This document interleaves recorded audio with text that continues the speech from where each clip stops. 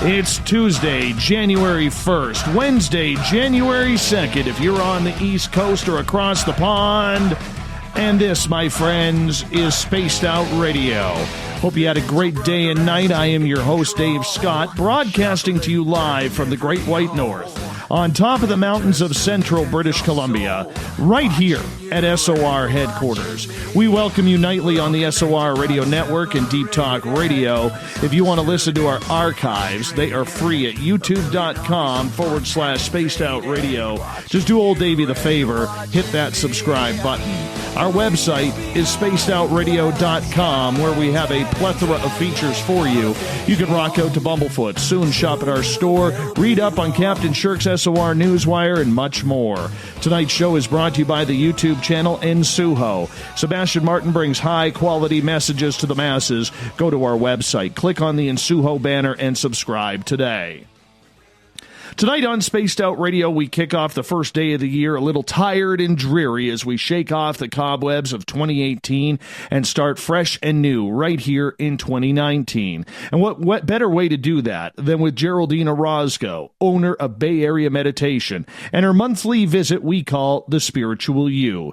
Geraldine is a rising star in the consciousness and spiritual field, as her own experiences with ET contact as well as spiritual healing have helped her advance herself as a person and in her own personal quest for knowledge outside the daily norms. Then at the bottom of hour number 3, we have Olaf Phillips back from Paranoia Magazine for the SOR Newswire. Geraldine Orozco, what a pleasure to have you on the first show of 2019. How are you?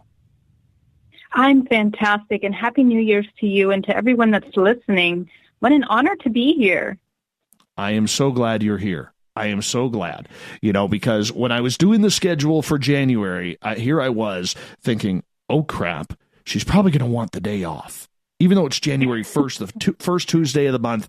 Well, and that's when I gave you that squeaky little, do you really want to do a show on January 1st? I'd really like to. And you're like, yeah, absolutely. Absolutely, I will. So thank you so much. Oh, thank you, Dave. Couldn't leave you hanging. Come on, the beginning of the year, I'm totally happy to be here. So thanks to all our listeners, too. We can't leave our listeners hanging on New Year's Day. I know. They are fantastic, aren't they? Best-looking listeners in paranormal radio right there. Definitely the best-looking. Agreed. For sure. Geraldine, it's been a long year with 2018 now in the books. A lot of people, for 2016, 2017, it was an ugly 2 years for a lot of people out there. 2018 wasn't as bad. What's your take on the 2018 year as comparatively, say, 2016 and 2017, where it just seemed everybody and their dog was having just a horrible time at life? You know what? You're right in a way. 2018 was a tough year, and it was a tough year, but I believe that we are coming through a massive global transition right now. Dave, if you look at the energies in the collective and how we're all kind of communicating with our external reality and our internal dialogue, I think all of us are being called to kind of question society, question the structures of society, question the norm. And anytime that we are going through a transitioning or a mass awakening, you're going to see this kind of a, push and pull dynamic that's occurring. And I think that 2018 was really that year that really got all of us. And as you can see, it's been happening in steps. The past 2-3 years, we have been slowly transitioning into this awakening, this mass awakening where people are, first of all, they're looking at their own selves and their own pain. Our pain and our traumas are being highlighted and triggered. And I think this year it was a really big focus on questioning your identity and in your reality. Who are you? What does it mean to be you in this reality, in your family, as an entity? And in the collective, I think all of those questions are really coming up right now, and with good time. Because I think what we're looking at here for this coming year is a really deep and even deeper questioning and moment of transformation. It's an opportunity for transformation. And from the spiritual perspective, as well as looking at the dynamic of energy that we're kind of moving through, it's just amazing how everything is moving out of this kind of like a sluggish way of looking at life, at going with the, with the typical roles that we have to play as individuals, from the perspective of the roles of our sex have to play in society and with our partnerships. And as you can see, so many people are kind of going against. We're no longer willing to go through those same patterns that are not pro-life, that are not pro something more of an expansive and for the good of the collective. And I think we see that with so many riots around the world, with people wanting to get a better life for themselves and each other. I think we're really seeing that. So my hopes is that this year is a year of even deeper integration, because obviously, before we come into this pure integration and that time of conscious awakening, there's going to be that split, because you're looking at the duality. The duality is being highlighted in our society now. We're looking at, from the perspective of judgment, of course, because we're trying to find our grounding in all of these different elements of reality.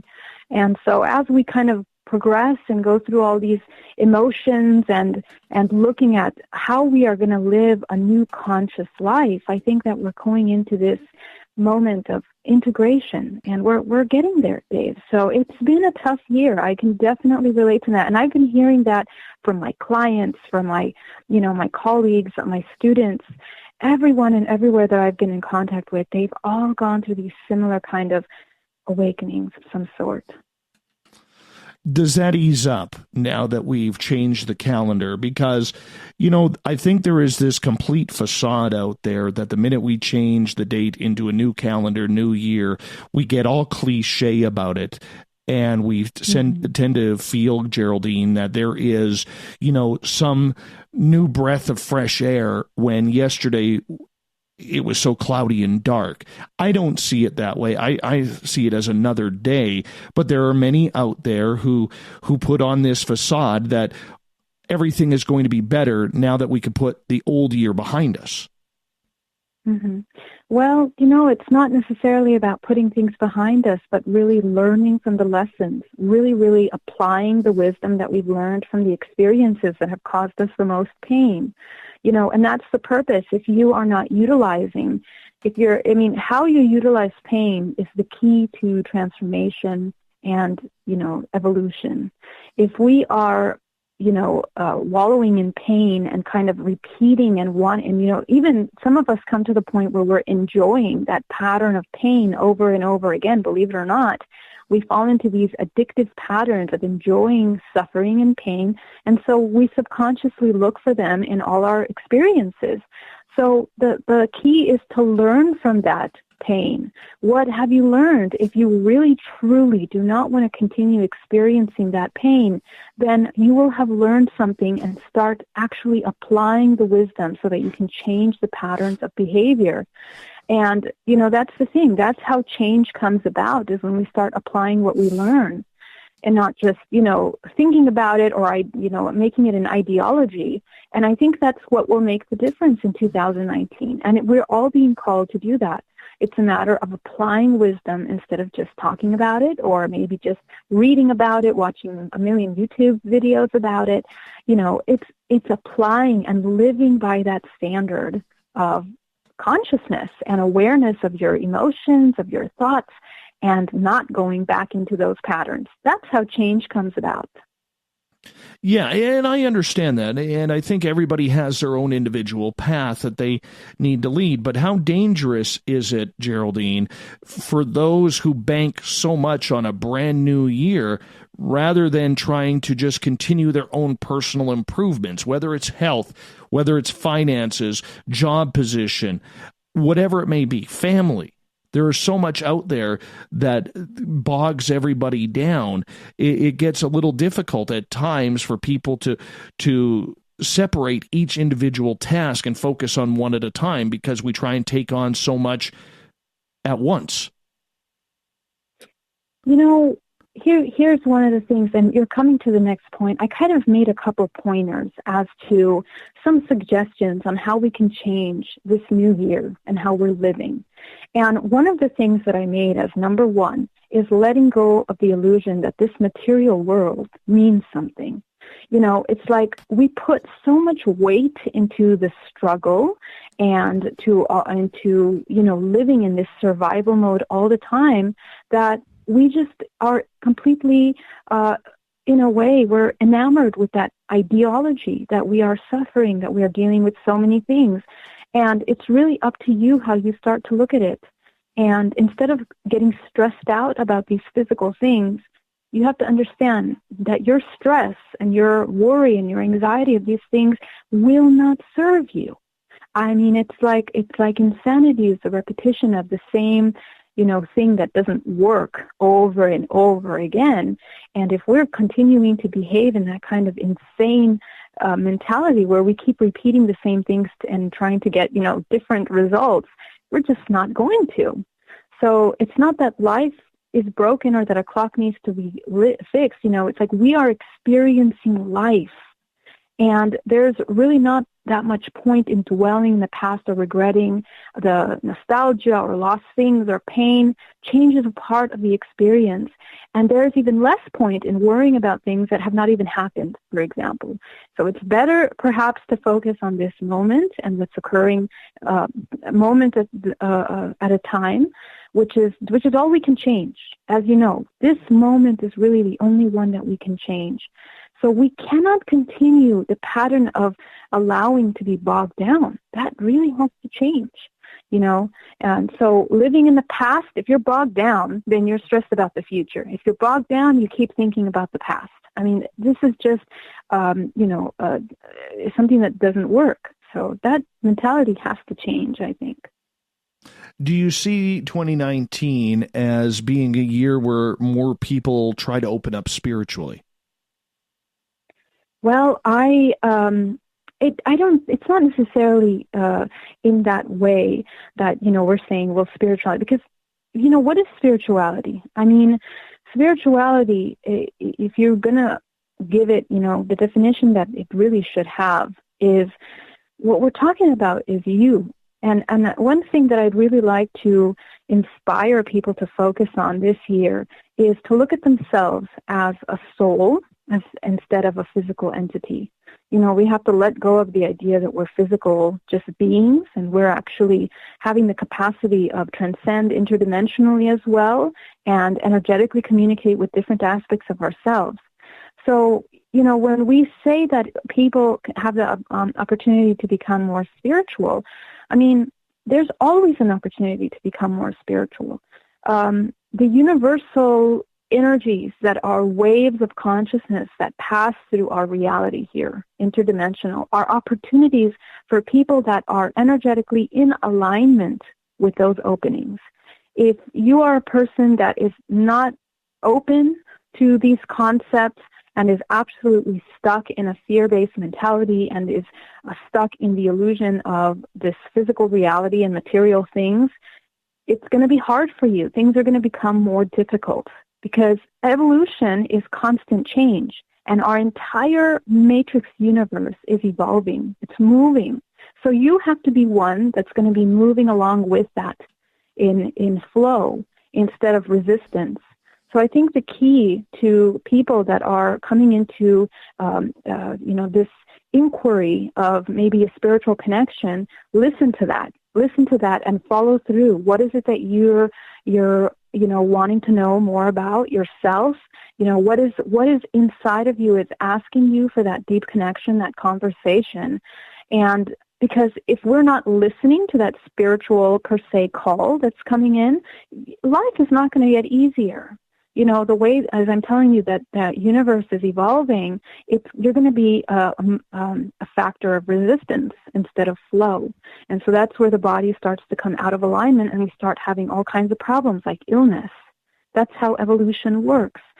Supposedly, they say it's survival of the fittest, but in the spiritual realm, it's the soul that has the ability to raise its frequency in order to align itself with dimensions, in and out, communicating with those dimensions.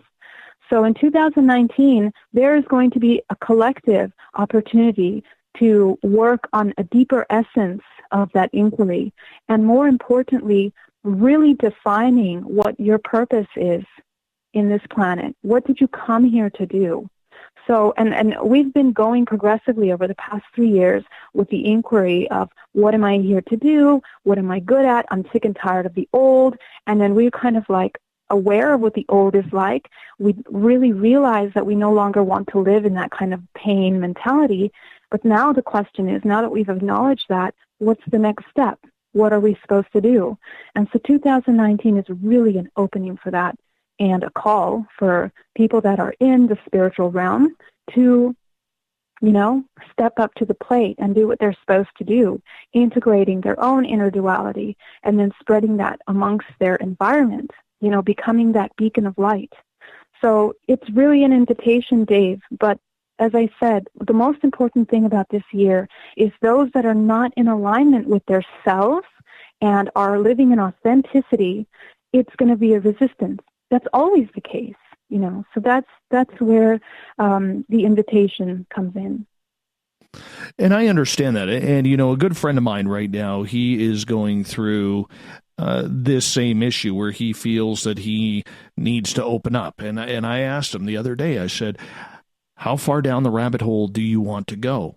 And the more he has looked into it, because he's an extremely studious person, there is a little bit of intimidation because what he's heard online and what he has heard with other people is that it could be a very dangerous game opening up to the spiritual world if you're not doing it properly. I know people who have, gone down that rabbit hole myself, and they have turned out seeing everything dark and dreary, and everything is demons and blackness and not very forgiving. And it's a dangerous slope for people who are wanting to open up, Geraldine, and they don't know how, nor do they know the right people in order to help them and guide them. Yes, you're right. But here's the thing, and when I say you're right, what you're right about is that what we are looking at as conscious beings, we live in a reality in which there is duality. So no matter how high you go, even in the spiritual realm, the highest level that you can reach vibrationally, you also have access to the deepest level, in match to that, the lowest frequency. And that within all awareness, there is going to be duality. And those of us that have been in alignment in this particular lifetime, based on our past experiences, based on the soul's journey to experience duality, they are going to be open to those realms of deeper darkness or higher light. And if that soul was incapable of experiencing and looking at that darkness, trust me, they wouldn't be in alignment with that. So I think we need to come out of the mentality of being victims in any way, because what we are individually is pure infinite consciousness.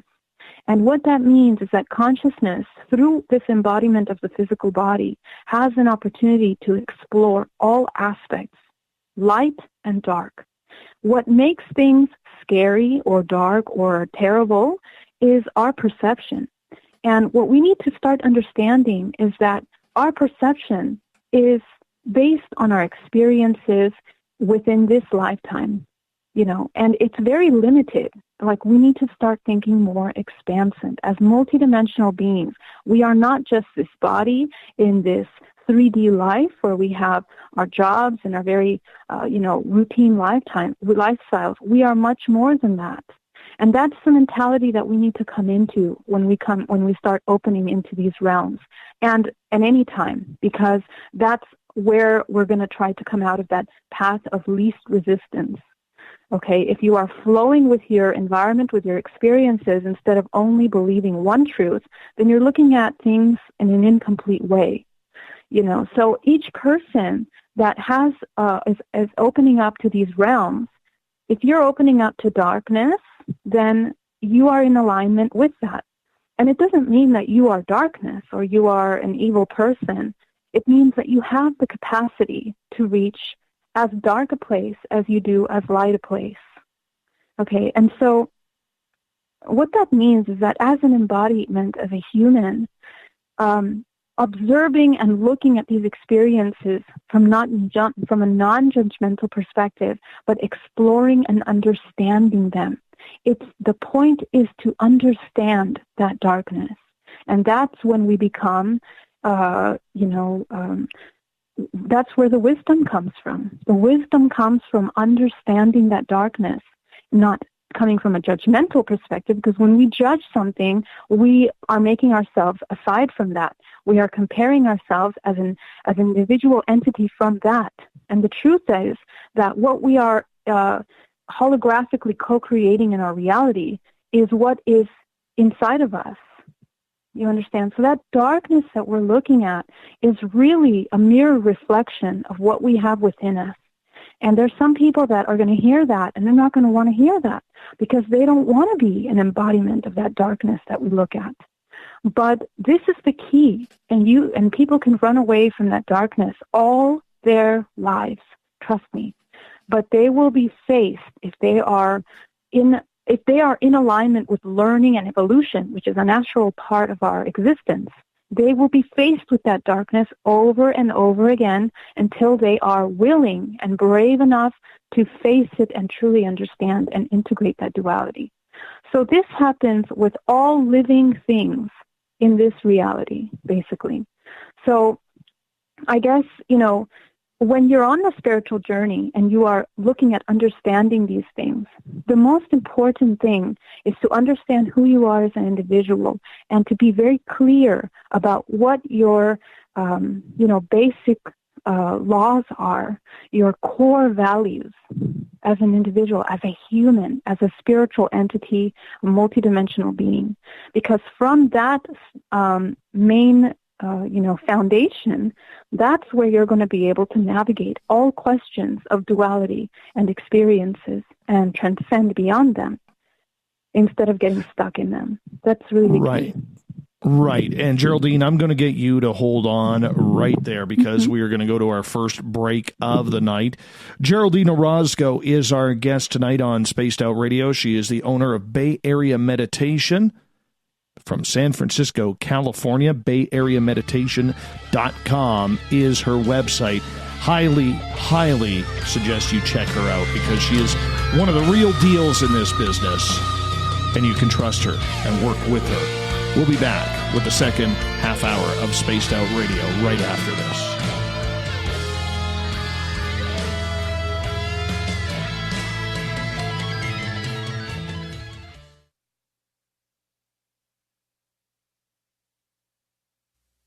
You're listening to Spaced Out Radio Live with Dave Scott on the Deep Talk Radio Network. Are you intrigued by Paranormal Talk Radio? You'll love the new Paranormal Radio app from TalkStream Live.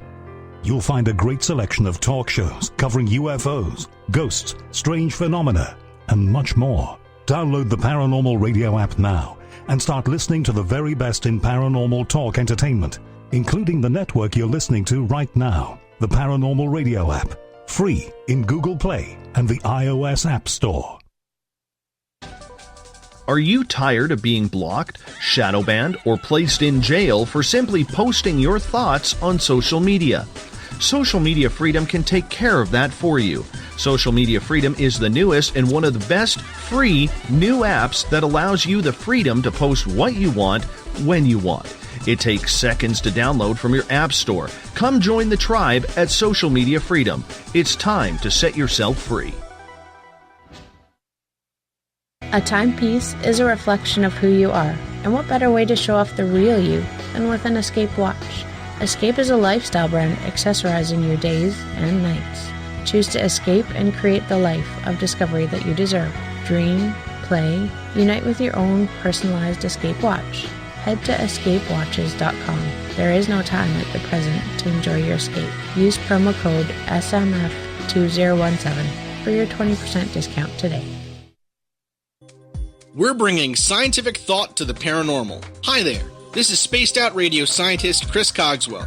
Join me, Chris Zuger, and Dave Scott the second Wednesday of every month, where we break down the who from the woo when it comes to everything paranormal. We'll investigate and try to bring sensible answers to those straight and sometimes outlandish questions people have. Hey, not everything has an answer, but we'll do our best. Listen in to Reality Paranormal only on Spaced Out Radio. So, you love talk radio? Then you'll love TalkStreamLive.com. TalkStream Live is always on, 24/7, with the best streaming talk shows. Find your favorite talkers and discover some new ones. It's free, readily available online or on mobile with any smartphone or tablet. Finding your favorite talk shows all in one place has gotten a whole lot easier. Just go to TalkStreamLive.com. Be sure to download the free apps from Google Play or the iTunes App Store. Heading to Vancouver and looking for a night on the town? The Moose Vancouver is the bar that never stops rocking until 2 a.m. every night. The Moose has great food with everything on the menu from $6.95 to $8.95. Fantastic, vibrant staff and rock and roll that will bring you back to when the music was real, the hair was long, and the guitars were rocking. Get your party on at the Moose Vancouver, the official party bar of Spaced Out Radio. Hello, this is your guitar man, Ron Bumblefoot Thal, and I have to tell you, I love the response I get for Little Brother is Watching from Spaced Out Radio fans. It's amazing how music can inspire and make people think deeper about what's going on in the supernatural world. You can head over to my website, bumblefoot.com, to check out my music, my guitar workshops, my touring, even check out some of the hot sauces that I'm working on. And make sure you keep on listening, because with Spaced Out Radio, you know Little Brother is watching. Did you know Spaced Out Radio runs 7 days a week? Hi there, this is Tessa Nicole Thomas, and I'm here to take you on a paranormal journey each Saturday and Sunday night. Why change the station when you have it all right here? Together, we'll hang out and share some strange and scary stories. And don't forget, we have Psychic Sundays as well, so come tune in Spaced Out Weekend. We get going at 9 p.m. Pacific, midnight Eastern, only at spacedoutradio.com, where we own the night. Hi there, this is Geraldine Orozco from San Francisco's Bay Area Meditation. I invite you to join me the first Tuesday of every month with Dave Scott for Spaced Out Radio's The Spiritual You. In this fast-paced world we live in, it's time for you to take some time for you. We'll cover every possible subject, from powerful meditation to healing techniques to your own intuition and spirituality. So come join us for The Spiritual You. Coming soon to our website, spacedoutradio.com, is the SOR Space Travelers Club. For just $5 a month, you can get into a private area on our site where you can hang with other listeners in our chat room, post in our forum, and check out a bunch of exclusive content and store that won't be found anywhere else, including a nightly after-show party with Dave. It's going to be the best $5 a month you're going to spend. The SOR Space Travelers, only at spacedoutradio.com. Visit purpleplates.com today. For over 40 years, the Purple Energy Plates have been delivering amazing results for their many customers. Inspired by the great genius Nikola Tesla, the harmony, healing, and energetic effects of the plates have proven over and over to be beneficial and often miraculous to thousands of customers. Check their site for daily specials and choose from their many energy products. You won't be sorry. Visit them today at purpleplates.com. You know, it's hard being the bad man of ufology, but that's just the way that I like it. This is Chris George Zuger, and I'll be hanging out with Dave Scott and SOR scientist Chris Cogswell for Reality Paranormal, the second Wednesday of every month. And our job is to break it down and come to conclusions as to what is really going on in the supernatural world. I'd love for you to join us right here on Spaced Out Radio. Looking for a place to advertise at a very reasonable cost? Look no further than Spaced Out Radio. SpacedOutRadio.com has an advertising tab that you can click to check out our daily, weekly, and monthly packages to play on the radio, or our website including social media. From commercial spots to banners, we have it all. Check out our competitive pricing today.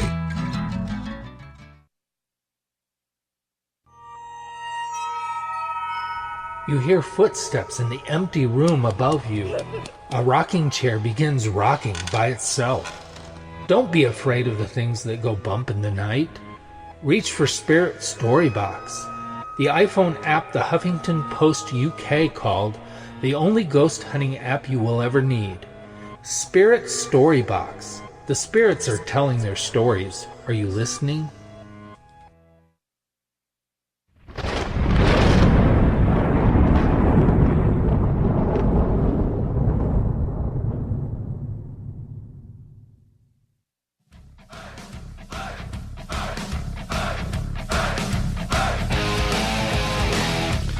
Welcome back to the second half hour of Spaced Out Radio. Tonight I am your host, Dave Scott.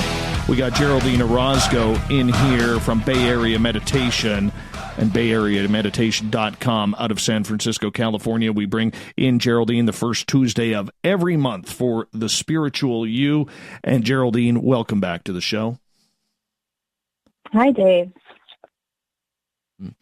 Right before the break, we were talking about people opening up and wanting to open up. And for some people, they feel it's a need, it's an urge, it's a desire, it's the next spiritual step that they need to take. And I was talking to you about a good buddy of mine who is going through this right now. And one of the big questions that he has brought up to me is the fact about the third eye. And sometimes the third eye just, boom, opens up. And you don't know what's coming in. You don't know if it's good, if it's bad. All of a sudden, your moods change, whether it's for the positive or the negative. How do you control the third eye from opening up the right way or the wrong way? That's such an important question. I'm so glad that you brought that up. And you're absolutely right. You know, sometimes we are working on ourselves and we don't realize how we are allowing the body, the technology of the body to activate. And this is also another part of the collective evolution that we as humans are experiencing right now. Along with our society changing, our bodies are changing as well. Because we are moving through dimensions, the physical body is aligning and adapting to these new dimensions. And in order for us to adapt to these dimensions, we have to activate the parts of our body, the technology of the body, for example, the vortexes within the physical body of information, which hold specific information. And knowing how the body operates is incredibly important, because otherwise we end up with situations like your friend. He has his third eye opening, and all of a sudden he's seeing, he's very intuitive, he is looking at ghosts, maybe entities, attachments, all kinds of things that are within his space. And so, how do we navigate that information? And, in the beginning, it's going to be a moment of exploring. A lot of us will be very curious about what we're seeing. And as I mentioned earlier, we are co-creating with our reality in this holographic reality. So whatever your perception is, whatever information is stored based on your experiences in your life within the chakra system, because the chakra system is what stores that memory. And it is connected to the entire physical body through many different layers. Like, for example, the nervous system down to the very cellular level. Every aspect of your human body is recording experiences on multiple levels, emotionally, vibrationally, even physically. We are holding on to this information based on our experiences. So when we open the third eye, then we are pulling from the memory of the physical body into the projection of the reality. And so what we're going to be seeing is, like, for example, an untrained eye doesn't have the capacity of narrowing down and controlling those spaces. So what we need to learn is how to control, how to open and close the chakra system. What is happening, I would say, from a multidimensional perspective, because I have the ability of seeing the multidimensional body, I notice that people that have their third eye wide open and are new to working in interdimensional realms, like seeing ghosts or entities, normally, if they are having terrible experiences, their root chakra, sacral, and third chakra are usually most always out of alignment. That means that they're either wide open or they are constantly coming from that place of those programs which are instilled within the first three chakras. The first three chakras refer to our survival mode, our feeling body, and our emotional body. So those are the three connections that we have to the physical plane around us in order to learn how to really manage our intuition and to, learn how to utilize the intuition so that when we have apparitions or we start to have sensations and communication, we know how to navigate that information. We know what serves us and we know what doesn't serve us. The first thing that I can tell anyone that is coming into this new work is to watch your fears. Watch your fears. Watch your emotions. Some people, when they, see something scary that they're not familiar with, they will have a physical reaction. They will get chills. They will get shivers. And this is your body communicating with you that, obviously, first of all, your perception is, seeing danger. You're perceiving danger. But what happens with that emotion is the most important. What happens next? And so the training for anyone, no matter what level you're on, is to be able to control that emotion of fear as you are experiencing things that you're not familiar with. And what that allows you to do is to become familiar with your emotions in all circumstances. And as you start getting used to looking at other dimensional realities, because yes, at first there are many symptoms to opening you're not familiar with, you're going to be scared or you're going to feel uncomfortable. A couple of symptoms that are very common when your third eye is opening is pressure in the forehead, especially when you're meditating and you start to feel that pressure in the forehead.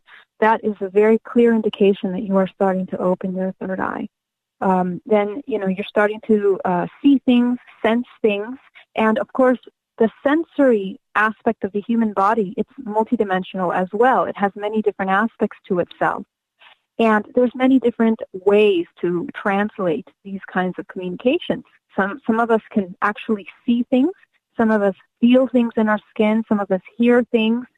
There's many different ways of being utilizing that psychic ability. So the first thing I would say is manage the fear. So I teach a technique called grounding, which allows you to come into the present moment. And that is the most powerful state to be in, because when you are in the moment, you are aware of your surroundings, you are conscious of your emotions, and so that'll avoid any kind of entities or attachments attaching to your physical body. Secondly, fear is the gateway opening to tears in the multidimensional body. So anytime that someone comes into a state of fear by what they're experiencing, they're going to end up with cracks all over the multidimensional body. It's kind of like this little tiny, we all look like orbs of light. And all those orbs have many layers that go all the way down to the physical core of the body. And so and each one of those layers is, communicating with different aspects of reality simultaneously. So when the third eye opens, we are utilizing the outer layer of our body to sense and communicate with other dimensions that are in alignment. And so a couple things have to happen. We have to learn how to disconnect the first three chakras to come into a state of balance when we are utilizing our third eye. And we have to know when to open our first three chakras to come into a state of balance. Okay, and so when we open and close the first three chakras, we are allowing the body to come into a state of connection and control of our emotions and our physical plane, physical realm, how we're interacting with it. So when you open up that third eye, if you're not ready for it, whether it opens up itself or whether you decide, hey, this is something that I want to do, we have a lot of people out there expressing interest in this, want to do it, but because maybe the darkness comes out right off the bat, they quickly walk away from it. That's not something I want to get into. That scares me. This just seems way too troublesome. I've worked with people like that. The person who opened me up, my buddy Pascal, even forewarned me about that. He goes, before you start seeing light, all that darkness, all that heaviness is going to come out at first. So people really do have to be prepared for the fact that every everything that scared them or has bothered them or hurt them throughout their lives is going to come forward, because that's pain and that's suffering that you have to be ready to let go before you can enlighten yourself. Is that correct, or am I missing something? No, you're absolutely right. And as I mentioned, all of that stored information that the body is holding on to is what's coming out. And your perception that you're co-creating with is coming from your learned experiences. So again, all of these experiences that you had in life, that's what you're going to be projecting from that perspective. So, that's why meditation is so important, because having that time to really connect with the body and to learn, what those emotions mean to you, to process all of that pain, will absolutely help you clean up and integrate the perception, so that when you are now projecting and looking at what you see outside, see the thing is this: everything that we see outside of ourselves is a projection of our frequency. That's something that we need to become very aware of. So like you're saying, we have to clean up all of that. It's very important that we clean up all of that as we're working. Now, I was talking earlier about these concepts of what we can do. And I think letting go of the concept of you being this physical object is what has to go when we're working with our intuition. We need to look at it like we are multidimensional beings. That way, that when we look at these things, we're not coming from a place of fear, of disconnect. And cleaning up all of that past, all of that pain is essential to everyone's evolution, Well, this comes from my buddy Mike, okay, and he's in the chat room right now, so I'm going to point him out. And I'm going to kind of mention a few things that he has been saying here, because he's kind of opening up with a bunch of questions. In regards to the third eye, he says, I've had some weird experiences while meditating in the bush, almost a pressure on my forehead, like someone is placing their finger on it. That's normal. That's absolutely normal. I'm sure you would agree with that. Well, yes, I was just mentioning that is what is it called? It's a sign of your third eye opening, and it means that you are activating. When you're new to meditation and when you're new to opening and training these parts of your body, it's very common to feel pressure in the head. Sometimes people feel heat around their head. They feel the pressure. They get this slight headache, but and it's okay to feel and explore that in the beginning, but once you've explored and felt that, you need to allow yourself, surrender to that moment, and train the body to open that center and just allow what's happening. Instead of being in resistance to what you're feeling, to that pressure, breathe through that pressure and don't have any resistance to what comes up after that. Allow yourself. Then the second important thing that I would say is protection.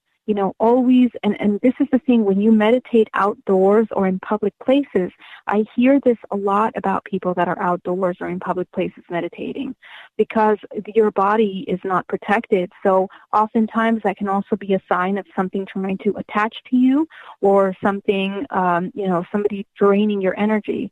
And when we're out in nature, there's a lot of, free will beings or entities that are in the natural space. So we need to be able to protect the body. Usually, I would never suggest that people meditate out in public or in nature until they have really learned to control and protect their bodies. Well, the funny part about it is, and I laugh at Mike about this, because he's a big burly guy, okay? Like he is like an offensive lineman in football. He's just a big, strong dude, and he's smart as a whip too. And I think it's funny because he's a lifelong hunter, and all of a sudden, as he has found his own spirituality and his path that he is deciding to follow, all of a sudden meat tastes horrible to him. Now, this is a lifelong hunter who literally stocks his freezer full of game because it's a lot healthier than going to the store and buying processed meats and all of that grotesque stuff they put in the supermarket meats. And he's just all of a sudden getting weirded out by this, that all of a sudden meat tastes terrible. Yes, and I'm hearing this a lot. And This shouldn't surprise us. It has to do with frequency, you see, because when we're eating an animal that's dead, it's no longer, it's lifeless meat, we are taking on just because everything is consciousness, everything is energy. And so this animal, even if it doesn't have the same level of consciousness and awareness that we have, every single part of that animal is made from the fabric of pure consciousness. And it is absorbing energetically all of its pain, of the surroundings, of the entire process of dying, is all instilled within that meat, the physical meat. That's part of the three-dimensional reality we live in. So when we are ingesting that information into the body, see, if you look at everything like a matrix and you look at algorithms and codes, the code of that meat is encoded with all of its experiences and all of the things that it's processed. Like, imagine it as a computer. It processed certain programs up until its death. And now you are taking that algorithm, that information, that code, and you are ingesting it. It now becomes a part of your entity, your body. So when you are cleaning up spiritually, working, raising your frequency through meditation or anything else, or even as in general, because we are moving through evolution, your body is no longer in alignment with that. And I can't even count on my fingers. I'm talking about hundreds of people that have been mentioning this to me, that they would love a steak, and now they just can't eat a steak because it tastes horrible. And so this is a great way for us to become aware of how things are energy and how we are no longer in alignment with certain things. Well, the pig must be the happiest animal in the world then, because every time I eat bacon, I just feel much more satisfied, smarter, happier, and full of enlightenment. Okay. Very good. Well, maybe you're in alignment with that soul of the pig. I don't know what to tell you. Yes. I had to throw that one out there. We only have about 4 minutes here before we need to go to break, and I kind of want to continue on this path with Mike here for a couple of seconds, because I think it's important. This is a guy who, up until he met me, was never really into this whole spirituality side of things. He wasn't really into this entire woo-woo type process of life, until he meets some weirdo named Dave. He is asking, though, in regards to beginner's meditation, do you have any books or reading literature that he could check out? Because there's so many choices out there, it's confusing. Absolutely, and I understand. And, I just finished doing a 31-day meditation challenge. We had our last day yesterday, and I put on 31 videos on my YouTube channel of 30-minute meditations that are very easy, and I guide you along the way to help you visualize and start releasing things. So you are very welcome to check those out. And you can also check my blog for simple meditations that you can follow along. And that's great that you asked that question, because a lot of people are looking for guidance, something that's easy. But also, you got to get familiar with what works for you. Not everyone is going to be the same, but what is important and what I am here to offer and instill is that as energetic beings, we have to start learning how to work with our energy. So I think you're going to find some amazing tools on how to start learning about the physical body and the technology of the body. That's my main thing, is to teach people what the technology of the physical body is and how to use it. So please feel free to send me your questions as well for meditation. You can email me anytime, and I'm happy to help you in any way. Sharon is wondering about during meditation or through the whole opening up process, what about being dizzy or getting nauseous? What does that mean? Mm-hmm. Very, very typical. And what it means is that the essence, the main essence, because we're multidimensional beings, and what that means, and I've explained this in other shows, is that aspects of ourselves that are, moving in and out of the physical body, because some aspects of ourselves have a difficult time either integrating, experiencing difficult situations, emotions, whatnot. So a lot of times, most of us actually are living in zombie mode. You know, we get up to our routine lives, we're on the freeway driving in traffic, and we check out. And when you check out, you're not in your body. You are somewhere above your body, floating around, thinking about something, maybe the past, maybe the future, maybe you're imagining something. And that is your essence that is experiencing other realities in that moment. And so a couple things happen. Your body is open to entities and attachments to hijack and to come in and attach to you at any time. That's why it's very important to be in the present moment. But also, when we are not grounded, which means that you're in the present moment, connected to the physical plane around you, and you're not used to being grounded, what will happen is that you will feel dizzy and you will feel nauseous. And another sign of feeling dizzy and nauseous, another reason for that is that your energy is being siphoned. So because you are not in your physical body, it means that something is attaching to you and draining life force out of it. And this happens multiple ways. Either you are connecting energetically to someone with or without your consent, that means unconsciously, or someone is attaching to you. And you are unconscious about it, so you allow your energy to be drained. So also, when you're doing energy work, it's very common that people get dizzy. And one of the techniques that I teach called running energy is a very, very powerful, advanced technique, but really gets people working and moving. So people tend Geraldine, to feel dizzy. I'm going to get you to hold on right there with that thought. Sure. We'll bring it back after the break here on Spaced Out Radio. Geraldine Orozco is with us, The Spiritual You, hour number 2, coming up of Spaced Out Radio right after this.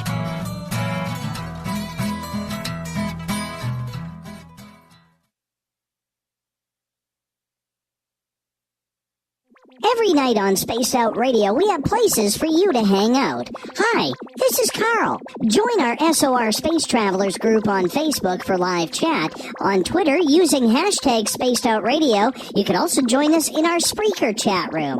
Check us out on Instagram at Dave Scott SOR. All of our archives are free on YouTube at Spaced Out Radio. By the way, I'll be watching you at your window until you do.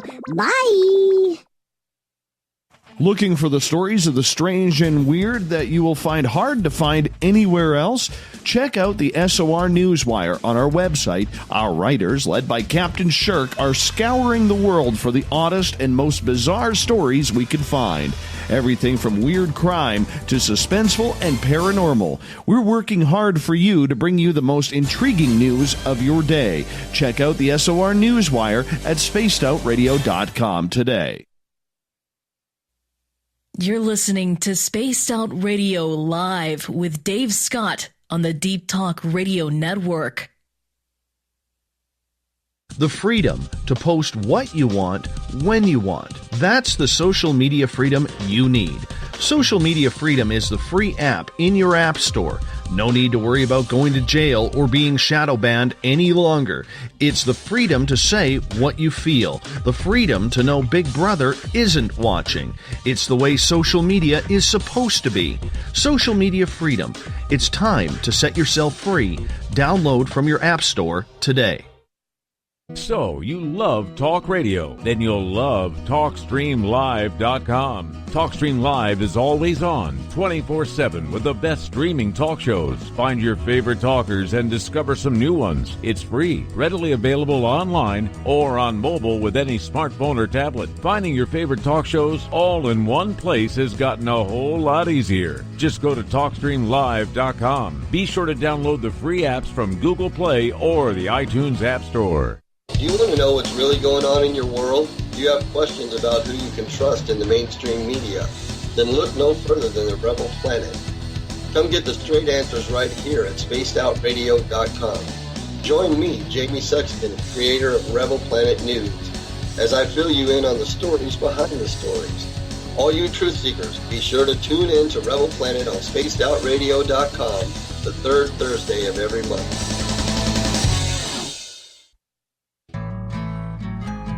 Looking for a place to advertise at a very reasonable cost? Look no further than Spaced Out Radio. SpacedOutRadio.com has an advertising tab that you can click to check out our daily, weekly, and monthly packages to play on the radio, or our website including social media. From commercial spots to banners, we have it all. Check out our competitive pricing today. Visit purpleplates.com today. For over 40 years, the Purple Energy Plates have been delivering amazing results for their many customers. Inspired by the great genius Nikola Tesla, the harmony, healing, and energetic effects of the plates have proven over and over to be beneficial and often miraculous to thousands of customers. Check their site for daily specials and choose from their many energy products. You won't be sorry. Visit them today at purpleplates.com. We are getting ready to relaunch the SOR Space Travelers Club at spacedoutradio.com. For $5 a month, you can join us for a plethora of features found nowhere else. Hang out in a private chat room during the show and after party. You can check out some exclusive content and a store specifically for you, as well as a private listener forum where you can post your thoughts, stories, and pictures. The SOR Space Travelers Club, coming soon to spacedoutradio.com.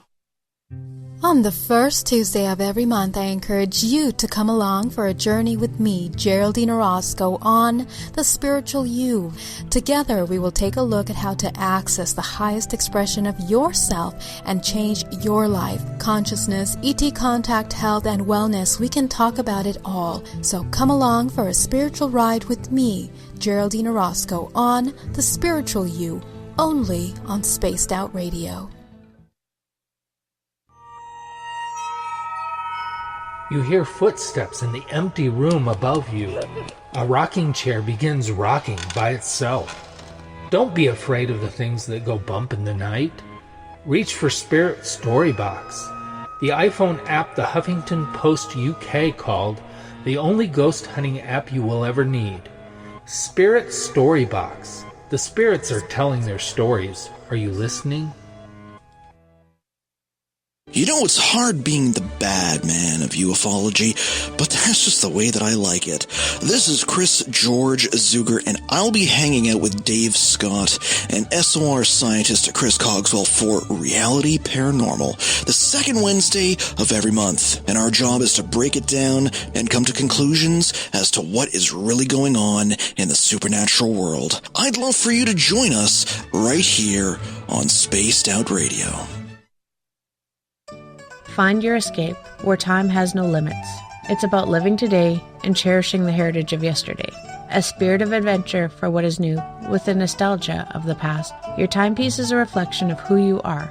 Life surrounded by beauty from the world around us to the soul within. EscapeWatches.com. There is no time like the present to enjoy your escape.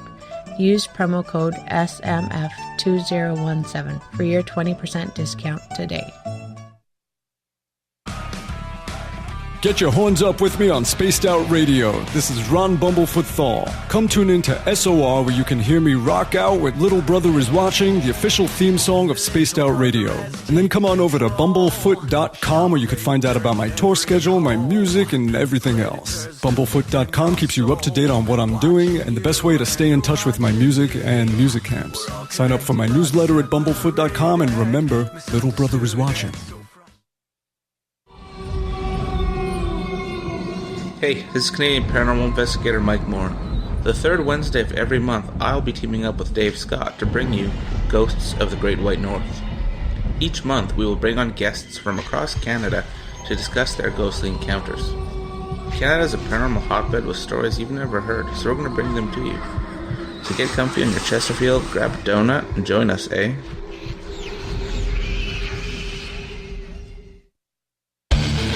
The Call of the Wild is in Vancouver. The Moose Vancouver is one of the hottest bars and restaurants in the city. Open until 2 a.m. nightly, the Moose will rock you like a hurricane all night long. Great food with everything on the menu at $6.95 near the corner of Nelson and Granville. Get your horns up and come rock with us. The Moose Vancouver, the official rocking bar of Spaced Out Radio.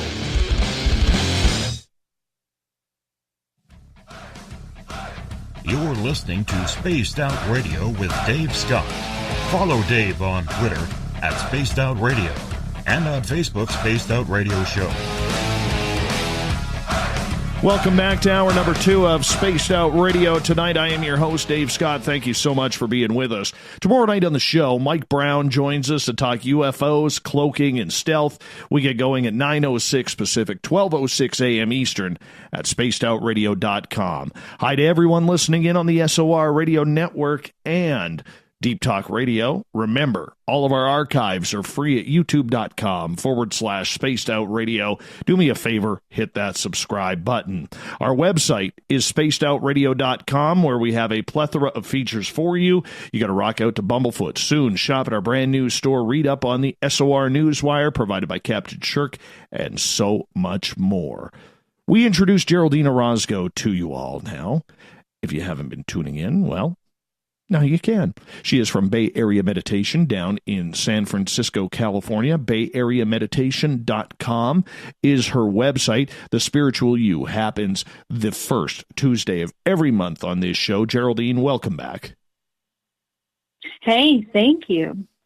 Now, right before the break, I had to cut you off because we ran out of time. We were talking about, opening up and the fact that a lot of people see darkness. A lot of people aren't willing to take the bad right off the bat before they end up going into what the good is and the good in themselves. And I apologize for having to cut you off for the break here, but I would love to revisit that if you wouldn't mind, because for so many people out there, they don't understand this kind of works like a bow and arrow, where you pull the rope back and then you slingshot forward. So that's where it gets a little bit difficult. You're absolutely right. And I'm glad that we took a little break, because I was able to kind of jot down some notes. And, you talked about the dizziness, and it's really important that we talk about that too, and when we're coming into these new openings of energy. And one of the things that I was mentioning is working with energy or feeling large amounts or waves of energy coming into the body. A major surge of energy change in your environment is going to cause you to feel this dizziness or this buzzing. And, it's not something to be afraid of. The only thing that I would advise is that you ground yourself, because when the body starts to feel dizzy or out of alignment, it usually happens when the body is not used to that kind of the surges of information coming into the physical body. And it also means that you're not used to being in your body. When you meditate, you are coming into the present moment. You are meeting your body. You're meeting your mind. You're meeting your emotions. And so when that happens and we're not used to doing that, the mind is kind of like shocked. It's not used to having that closeness, that intimate connection and communication with the sensations of the body, and so it will often feel this dizziness, this disconnect. So if you are an avid meditator and you're experiencing this, it can be one of two things. It can be an energy attack, or it means that you're not properly protected. Both of these reasons have to do with protection and learning how to own your space, own your energetic space. And it's important. Just simple things like visualizing a bubble around your body, owning everything that is within that space is a very powerful thing that will help you. The grounding is the second thing, visualizing the center of the earth, creating a cord that connects to the body all the way up to the neck. A really nice thick cord, and the cord can be anything. It can be roots of a tree. It can be a light that connects you all the way down to the core of the planet, and that will provide you the connection to the physical plane and being in the present moment multidimensionally. Like all 7 bodies come back into the present moment. So that will avoid feeling the sensations of dizziness. I'm actually happy to hear that people are feeling these sensations, because it means they're doing the work. It means they're experimenting. Right. They're trying to meditate. So I think it's great. And the third thing I want to point out is breathing. Breathing is extremely important in meditation. It's like the pulsing of life force, which the earth in itself pulses with life force. In the same way, the human body has to learn to manage the pulsations of life coming in and out of the body, and that is pure life force, energy, air. That's breathing air and oxygen into the body. So breathing and maintaining a rhythm in your breath is incredibly important. Without that, you can also feel very dizzy and out of alignment. When my friend Pascal opened me up, and I, just so you know, and I haven't even let the audience know this, just a couple of days ago, I started writing my own experiences book. Wow, fantastic. And I will actually be having a chapter in there about my buddy Pascal, who opened me up.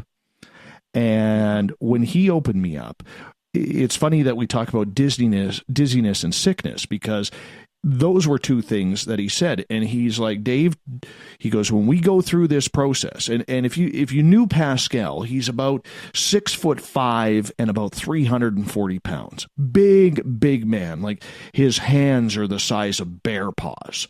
And which is so coincidental that his spirit animal is a polar bear, and because they're like twins. And anyways, he is one of the most beautiful people I've ever met on this planet. And I have no problem bragging him up at all. But when he started opening me up, we talked about the dizziness, we talked about the nausea. And it also goes as far as this. You have to be prepared for rage. You have to be prepared for that anger to release itself. Keep a pillow around so you have something to hit if you feel that you need to hit something, and like, I don't know how many times, Pascal, when I was, cleansing myself of that anger, where he was like, hit me. And I never did, because, the man would tear me apart. He's such a big, strong man. But the fact is, it came out in anger. It came out in tears and crying tantrums and anger tantrums. It came out in bodily functions, whether it was burping, sneezing, coughing, farting, whatever it could be. Like, you have to be prepared, because when you open up all your chakras and open up all of those blockages, there's a lot that is pent up between us. And I recall when I opened up, that the first thing I was able to do for the first time in years was stand up straight and tall. Wow. I didn't feel hunched over anymore. Beautiful. You're absolutely right. And you're right. That is definitely a sign of release. And so you're letting go of all that tension in the history, the emotional pressure that you're holding on to, and it transforms you. So that is an incredible example. Yeah. So I think a lot of people, though, Geraldine, they're not prepared for consequence. It's kind of like people love being titled. They love having a title. But the minute they realize there's work to do with that title, especially if they're volunteering, they quickly do not do the job. It's the same thing with yourself. And I think for people such as yourself, you got to get frustrated with that, because you get people whining and crying to you all the time. I need help. And you give them the direction and they're like, yeah, no, I didn't do that. I went for coffee with my friends instead, or I watched television, or, played on Facebook for an hour instead of doing what you told me to do. Yeah, I totally understand. And it doesn't, for me, I personally, I don't feel frustrated, because I've been there. Like, I have been there. For years, and sometimes we're going to continue to go there until we're tired of it, Dave. That's really what it is that when you're tired of the struggle, of the pain, of the suffering, and you are just dying to have that inner peace. Well, it depends how much you really want it, because in order to come into that high vibrational living that this spiritual community is talking about left and right, there is a certain amount of sacrifice and work and a lot of releasing of pain and changes that are going to occur. And so you're correct. The majority of people are not prepared for that. They think it's going to be a walk in the park. It's going to be this wonderful experience. And it isn't. It gets really dirty, because as you see, we are being faced with our darkness. You cannot reach the light unless you're aware of the darkness, you know. And so all of these experiences that are coming up are just fabulous opportunities for you to look at that, experience that. And, you know, I really can never judge anyone for being on those levels of wanting to take a, you know, I don't know if you want to say a break or something like that. Because even myself, I've experienced moments, even over the past year, as recent as the past year, where sometimes I'm so overwhelmed with the amount of information coming in, and it becomes difficult to be, quote-unquote, a regular human. Because the way that your relationships used to be with your friends and your family, with your colleagues, even even with yourself, is a complete contrast to what you used to be, the norm of what you were. So there's a tremendous amount of change that's going to happen, and it takes someone to be brave to be able to go through those experiences and tackle them and embody them. You know, the warrior of light, per se, it takes a very brave person to do that. So I commend anyone that's even trying to be on this path, starting the path. That's the important thing. We have to get started. And this is another thing about 2019. 2019 is the invitation of the embodiment of the higher self, the invitation to embody that wisdom and be that wisdom. Who are you? What are you representing? And so every one of your actions and your behavior, your thoughts, your emotions have to be focused on the concept that you are trying to leave the matrix instead of entangle yourself further and further. Where does grounding come into play? This is a question from Sharon in Arkansas. I almost said Arkansas on the air. You know, that's the Canadian in me. Arkansas. Yeah. Sharon in Arkansas is asking, what about grounding yourself? Yeah, wonderful question. So when you ground yourself, a couple things are happening. You're bringing all 7 aspects of your body, okay? And what I mean by 7 aspects, we have 7 chakras, and those 7 chakras are projected into the 3-dimensional reality by way of your energetic field, okay? And the field that is around you is communicating with like energy. And so, as I mentioned earlier, when we are not in the present moment, our mind is maybe gravitating towards future thoughts. Maybe we are engulfed in ideas from the past and feelings and emotions and experiences from the past. So we're not in a physical body. And that is huge. That means that in that moment, first of all, you're probably on autopilot, physically. So any number of things can happen in front of you or around you, and you're going to be caught off guard. So, for example, if you're in the office and someone says something to you, then what happens when you're not in your body? Then you come into this automatic survival mode, and you are then reacting immediately to those experiences. So, this kind of state of being is what we call an unconscious state of being, because you're just reacting from the, superficial perspective of the experience. So what grounding allows you to do is bring all of those aspects of yourself that are exploring and feeling things outside of your physical body into the physical body. You're integrating them. Secondly, your brain is coming into alpha state.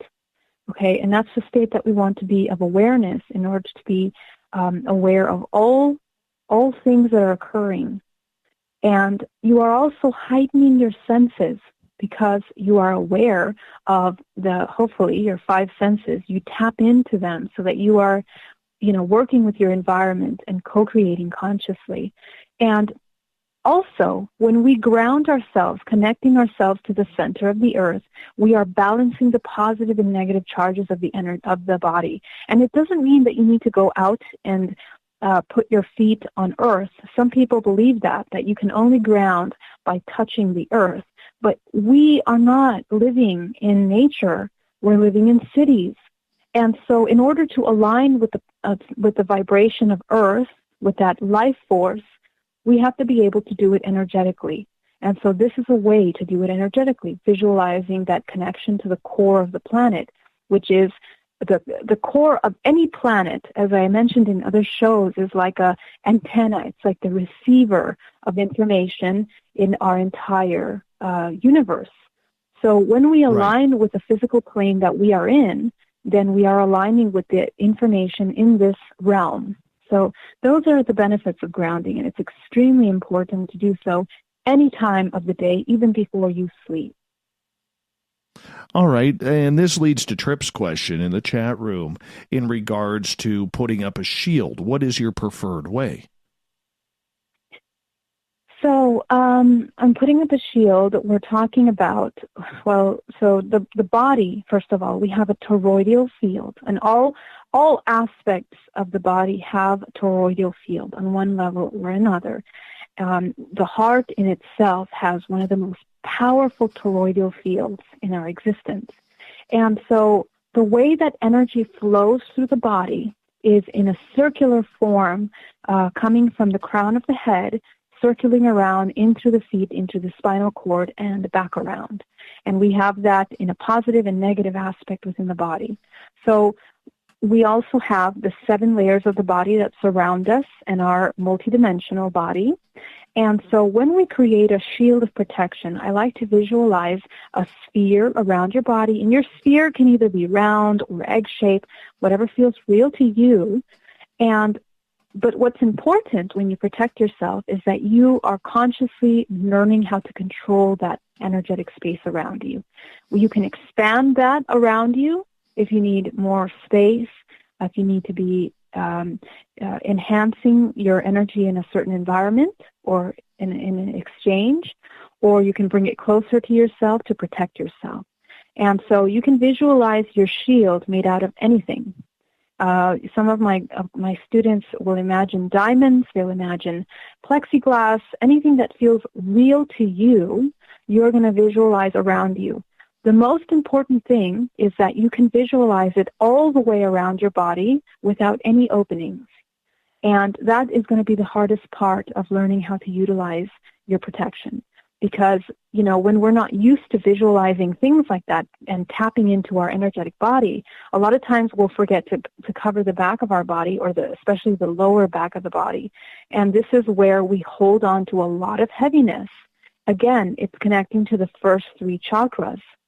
And that is the physical realm around us. So then we have a lot of this heavy energy, and we're still wondering why we feel drained, why we feel tired. It's because we're not protecting ourselves properly. Noelle is asking, what's the easiest way to find your YouTube channel for your videos? Just type in my name. Sure. Thank you for asking. You guys can find me at Geraldine Orozco on YouTube. Perfect.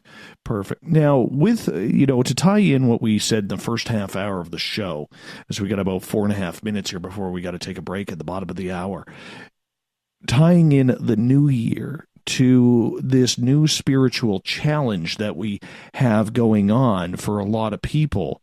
Is that too much to base at one time? Should people colonize what they want to accomplish right off the bat and just kind of tick them off, focus on one task at a time? Or should this be something that they can handle all together? This is something that you can, it really depends on your journey. Everyone's journey is going to be different. My suggestion to you is to really connect, number one, with that inner dialogue and communicate with what your soul needs. Think of yourself as a soul instead of a physical body. Always ask, what does your soul need? And from there, you're going to be able to have more clarity as to what needs to come first. What are the priorities? For example, if you're living your life and you're not manifesting abundance or money, or take a look at what you're doing. Is your work in alignment with what your core beliefs are?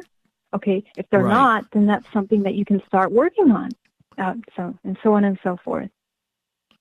Very intriguing. Very intriguing. So when somebody goes down that path, if they are all alone in their own spiritual field and they feel this is something that they need to do on their own, they don't want to bring it up to family, because let's face it, Geraldine, there's still a stigma attached to this type of of meditation, this type of belief, this type of research that kind of goes in with everything. And, you know, if they are going on this path alone, is there a way that they can protect themselves without needing somebody who is a professional to guide them? And what I mean by protect themselves is, we got about 2 minutes here. Protecting themselves from those negative aspects that we talked about, from taking over, that they are prepared for it, that they understand that this is all a stepping stone rather than a common denominator of something that's going to stick around with you. Yes, and my simple answer is change your frequency. Everything that you're projecting outside of you is a reflection of what's inside, from the highest level to the darkest level. Come into a state of neutrality, come into a state of love, and whether you are alone or surrounded by a million people, you will always be guided into the highest expression of yourself when you come into a state of neutrality and come into a state of love. That's the quick answer to that. You know, and so, and you're right, a lot of us don't have a support system. And what is truth? Truth is love. That's always going to be the ultimate truth in this matrix reality, because that is the highest level of light, per se, or the highest level of duality. We have darkness and we have light, and love is the highest level of that. Love is life. So that would be my short answer. And damn it, listen to that little voice in your head. That little voice that tells you whether something is good to go or to stay away from it. I've found that little voice is probably the most important, little radar detector that I found opening up. And if I would have listened to that a little bit more, I probably wouldn't have gotten into some of the predicaments and nearly dying because I would have paid attention. So listen to that little voice. You got it. You absolutely got it, Dave. Your little voice. How did you know, as we got about 30 seconds here, how did you know that was something you needed to tune into? Like you were saying, right and wrong. Experiencing pain in my life repetitively over and over again made me question, what am I doing wrong? And so what was the answer? The answer was that every time that I would experience something bad, I was never listening to my intuition. And that's where we start going against ourselves. It's really that simple and that difficult at the same time. If you listen to your intuition, you won't be misguided. That's really the key. That is very, very true. Sound advice to end this half hour of the program. We're at the halfway point of Spaced Out Radio. Geraldine Orozco will be back after the break. She's from BayAreaMeditation.com. in San Francisco, California. More of the Spiritual You right after this.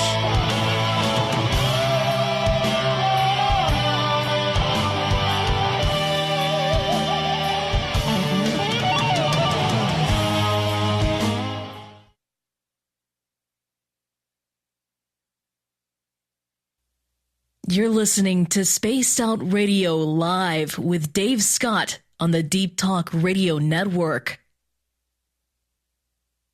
Hi there, this is Geraldine Orozco from San Francisco's Bay Area Meditation. I invite you to join me the first Tuesday of every month with Dave Scott for Spaced Out Radio's The Spiritual You. In this fast-paced world we live in, it's time for you to take some time for you. We'll cover every possible subject, from powerful meditation to healing techniques to your own intuition and spirituality. So come join us for The Spiritual You. Are you intrigued by Paranormal Talk Radio? You'll love the new Paranormal Radio app from TalkStream Live. You'll find a great selection of talk shows covering UFOs, ghosts, strange phenomena, and much more. Download the Paranormal Radio app now and start listening to the very best in paranormal talk entertainment, including the network you're listening to right now, the Paranormal Radio app, free in Google Play and the iOS App Store. Coming soon to our website, spacedoutradio.com, is the SOR Space Travelers Club. For just $5 a month, you can get into a private area on our site where you can hang with other listeners in our chat room, post in our forum, and check out a bunch of exclusive content and store that won't be found anywhere else. including a nightly after show party with Dave. It's going to be the best $5 a month you're going to spend. The SOR Space Travelers, only at spacedoutradio.com. Looking for a place to advertise at a very reasonable cost? Look no further than Spaced Out Radio. SpacedOutRadio.com has an advertising tab that you can click to check out our daily, weekly, and monthly packages to play on the radio, or our website including social media. From commercial spots to banners, we have it all. Check out our competitive pricing today. We're bringing scientific thought to the paranormal. Hi there, this is Spaced Out Radio scientist Chris Cogswell. Join me, Chris Zuger, and Dave Scott the second Wednesday of every month, where we break down the who from the woo when it comes to everything paranormal. We'll investigate and try to bring sensible answers to those straight and sometimes outlandish questions people have. Hey, not everything has an answer, but we'll do our best. Listen in to Reality Paranormal only on Spaced Out Radio.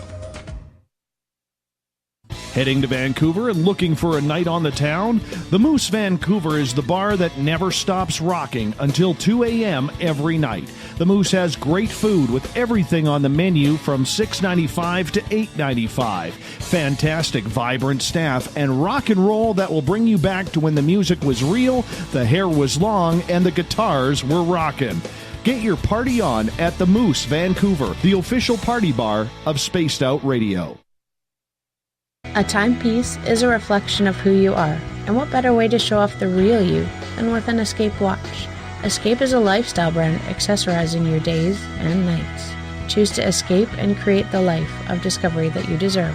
Dream, play, unite with your own personalized Escape watch. Head to escapewatches.com.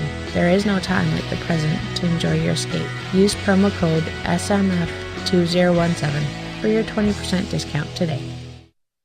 Visit purpleplates.com today. For over 40 years, the Purple Energy Plates have been delivering amazing results for their many customers.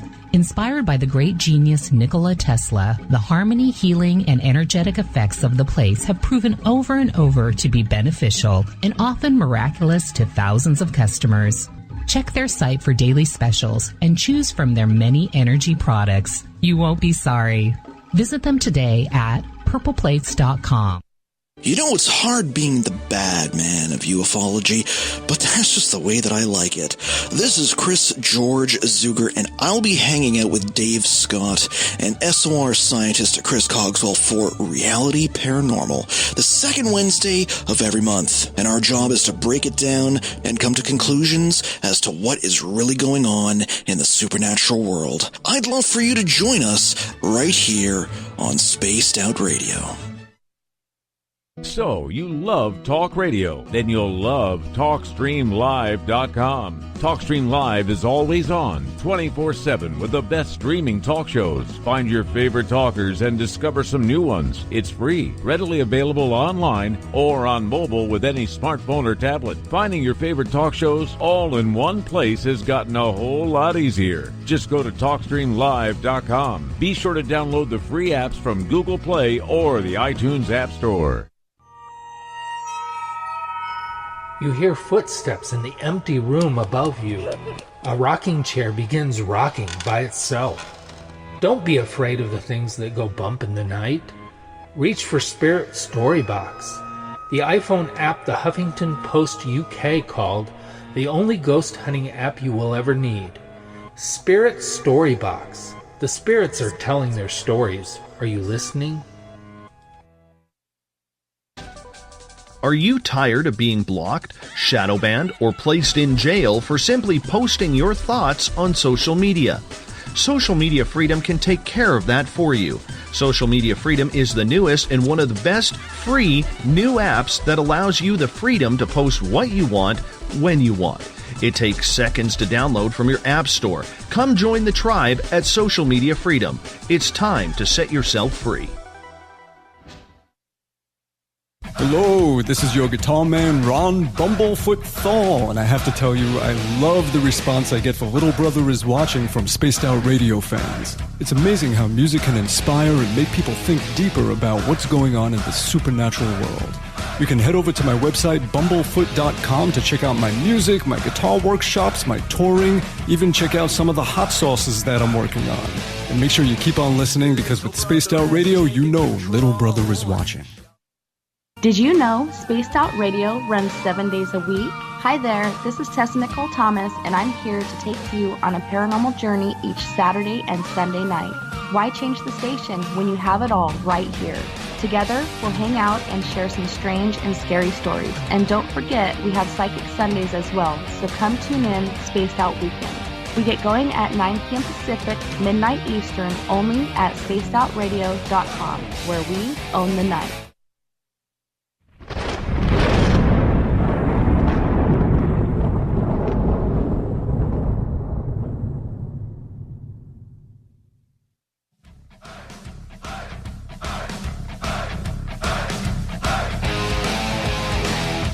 Welcome back to the halfway point of Spaced Out Radio. We're on the back end of the show now. Geraldine Orozco is our guest from BayAreaMeditation.com. She comes in the first Tuesday of every month with the Spiritual You, and we're going to continue with your audience questions. Geraldine, welcome back to the show. Hey, thank you. Oh, Happy no to be problem. back. Let's get to Mike. Mike is asking, Geraldine, have you had any experience with what is called healing music? The music at various frequencies that can remove toxins from the body at a cellular level and aid in general wellness. Absolutely. And from a personal experience, having experienced it myself while I had a flu, using healing frequencies was something that was incredible. And there's hundreds and hundreds of videos online of musicians that post and make music with, the hertz that are healing for the body. And, I mean, again, we're talking about vibrational frequency that the body is absorbing. So, of course, if you're listening to lower frequency music, it's going to be affecting us in a low way. We can have a whole show about how we are affected by our media and by the frequency that media is attuned to. But in that same way that we're affected by low frequency music, high frequency music enhances the body. And, it's a very powerful way to heal, to allow the body to come in alignment. And this frequency that is in alignment with healing is actually the frequency of Earth. That's what we are trying to connect with, is the healing energy of Mother Earth. Interesting. I never really thought about that. Never really thought about that whatsoever. Yeah, it's very important, especially because when we are trying to connect, 528 hertz or 963 or 428, we have all these incredible healing high frequencies because we live in a multidimensional reality. Information, the way it's translated, also is translated through different dimensional realities. And one of them is through geometry, sacred geometry, lines and shapes. But beyond that, we have sound, color, and, frequency, vibration. And so all of these translate with their respective frequencies in different ways. So each one of these frequencies that are being translated are going to give you a certain color, and this is also how we work with energy, because energy, in the way for us to translate energy visually, is color. The way we translate frequency, through frequency is going to be through sound, because that's how the body's receptors are picking up that information. This is what makes us multidimensional, the fact that we can communicate with sound, with color, with many different things.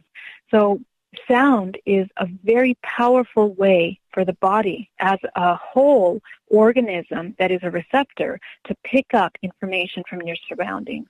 So that healing energy is aligning down to the cellular level to that frequency. So do you recommend doing this with the music in more of a darkened meditative state, so your environment is darker, so that way you can see the colors and see the images that may appear easier with the sound of the music that vibrates within you? Absolutely, sure, you can. However, I have to note that not everyone sees and has those abilities to translate that information the same way. Some of us are more visual, some of us are more audio.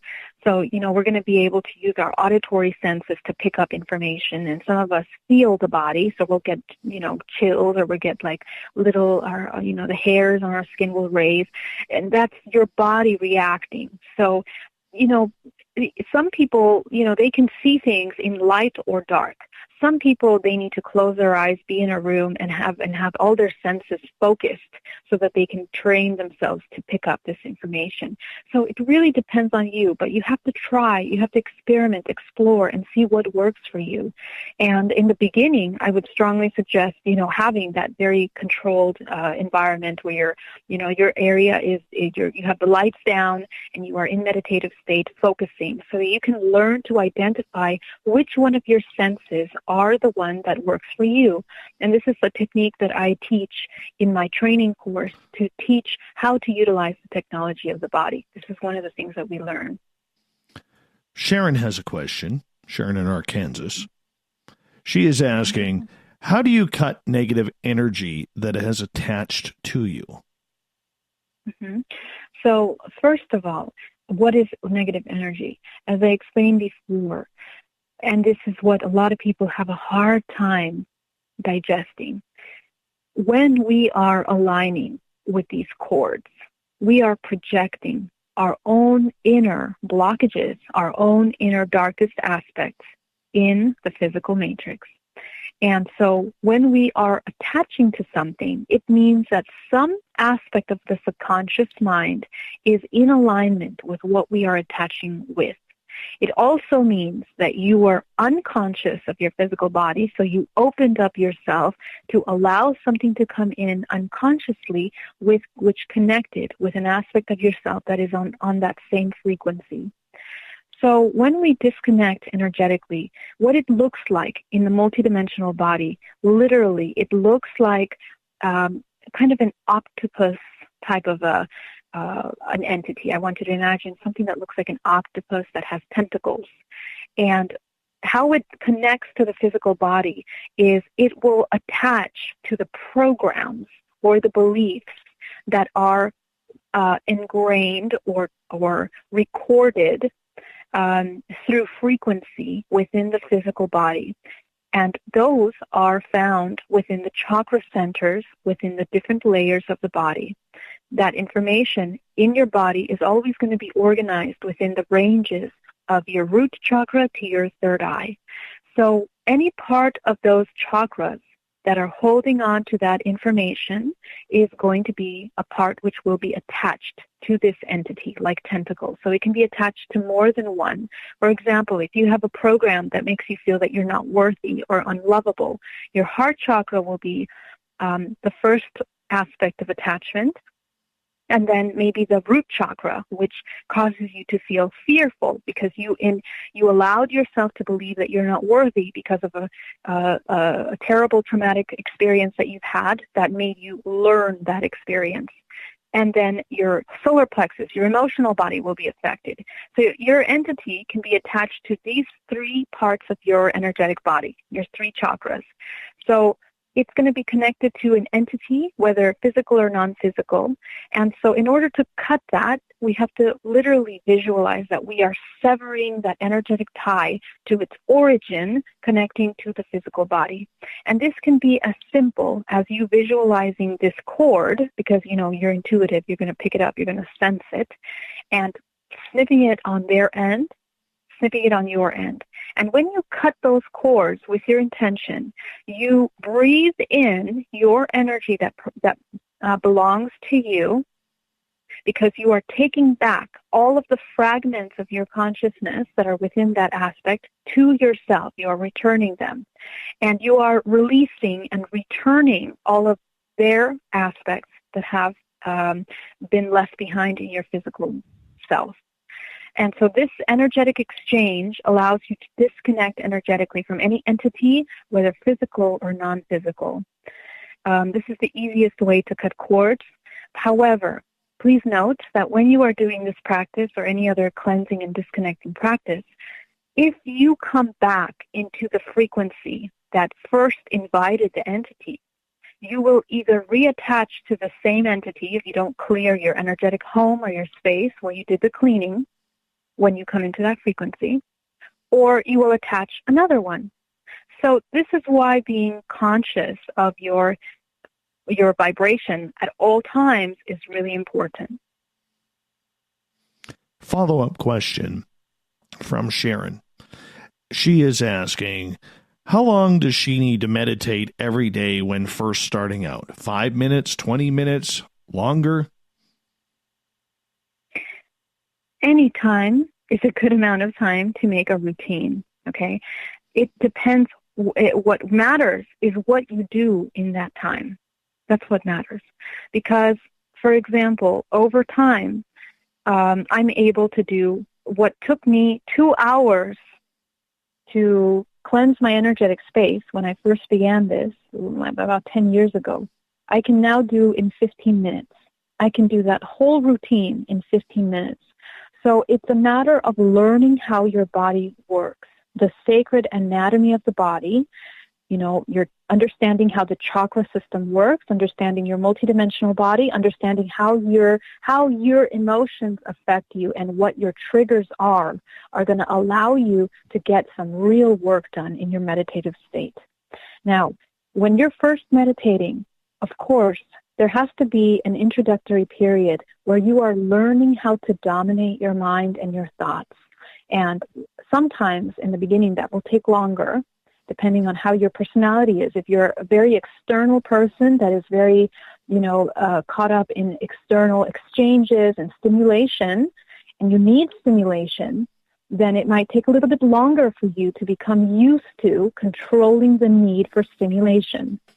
And all of us have that struggle on varying levels, but allowing yourself the time to train yourself, even if it's 1 minute of sitting still, and in that one moment, allowing yourself to train yourself to clear your mind is going to change your life tremendously.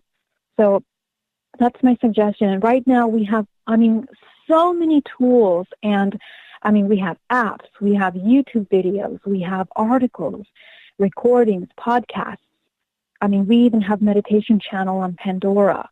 So really, there's no excuse for you to not find a technique that can help you get through this,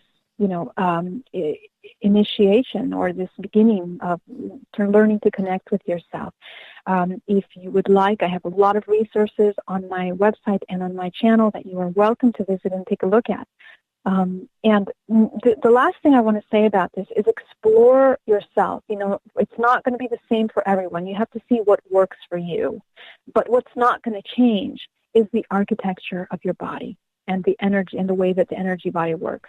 So sooner or later, doing energy work is going to be necessary for you to move past the blockages that we keep repeating. Let's get to another question from Mike. He's saying, Geraldine, can you discuss ways to decalcify the pineal gland? Absolutely. There's so many different ways. But let me talk about the easiest ones that we can focus on. And the first one that I want to talk about, which is very important, is the water that you are drinking. And that means do not drink water that has a lot of heavy chemicals and fluoride.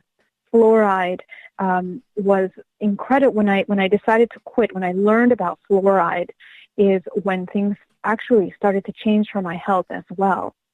And don't drink tap water, because tap water really has tremendous levels of chemicals and waste that the body does not need to take on. I mean, we're already bombarded with a lot of chemicals and things that disrupt the endocrine system and the lymphatic system of the body. So the reason why we need to focus on this is because, again, the way that the body is operating is we have our chakra system, which is connected to our endocrine system. And so in each one of these centers, the pineal gland is one of our main centers that control our spiritual aspect of the physical body and interdimensional.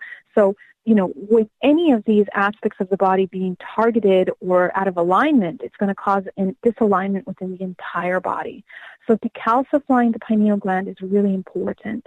So the water that you drink, because we're, 98% water, we have to learn how to cleanse and flush out old energy out of the body as well. So drinking a lot of water, but your water has to be healthy water, reverse osmosis with the proper minerals, filtered water that is, really, really clean and has a really nice pH balance. I personally have Kangen water. I don't know if I'm saying that right. It's either Kangen or Kangen water, but it's, with a pH of it's 11 or 9 point something. Sorry, I don't have that at the tip of my fingers right now. But a really healthy pH that is balanced and is cleansing for the body is important. Now, the next part is talking about the pH of the body, and we're talking about the second main brain of the body, which is your digestive system, your stomach. First of all, what are you ingesting in your body? If you're eating a lot of overly processed foods, toxics, and chemicals, your body is going to be pulled down constantly, and you're going to be storing that dead energy into your body over and over again. And this has to do also with meat products. Of course, I'm not here to tell you what to eat, but we're talking about energy and frequency right now. And so when your body is eating heavier, low-frequency foods, you're not allowing the energy to flow through the body fluidly. So that causes a lot of stagnation. The next thing I would say is breathing, having a really great breathing practice. Okay, one moment. I need to go back to the topic. We were just talking about detoxing is really important, and again, to clean out and having proper, drinking probiotics to cleanse out the digestive system. That was the final thought on that.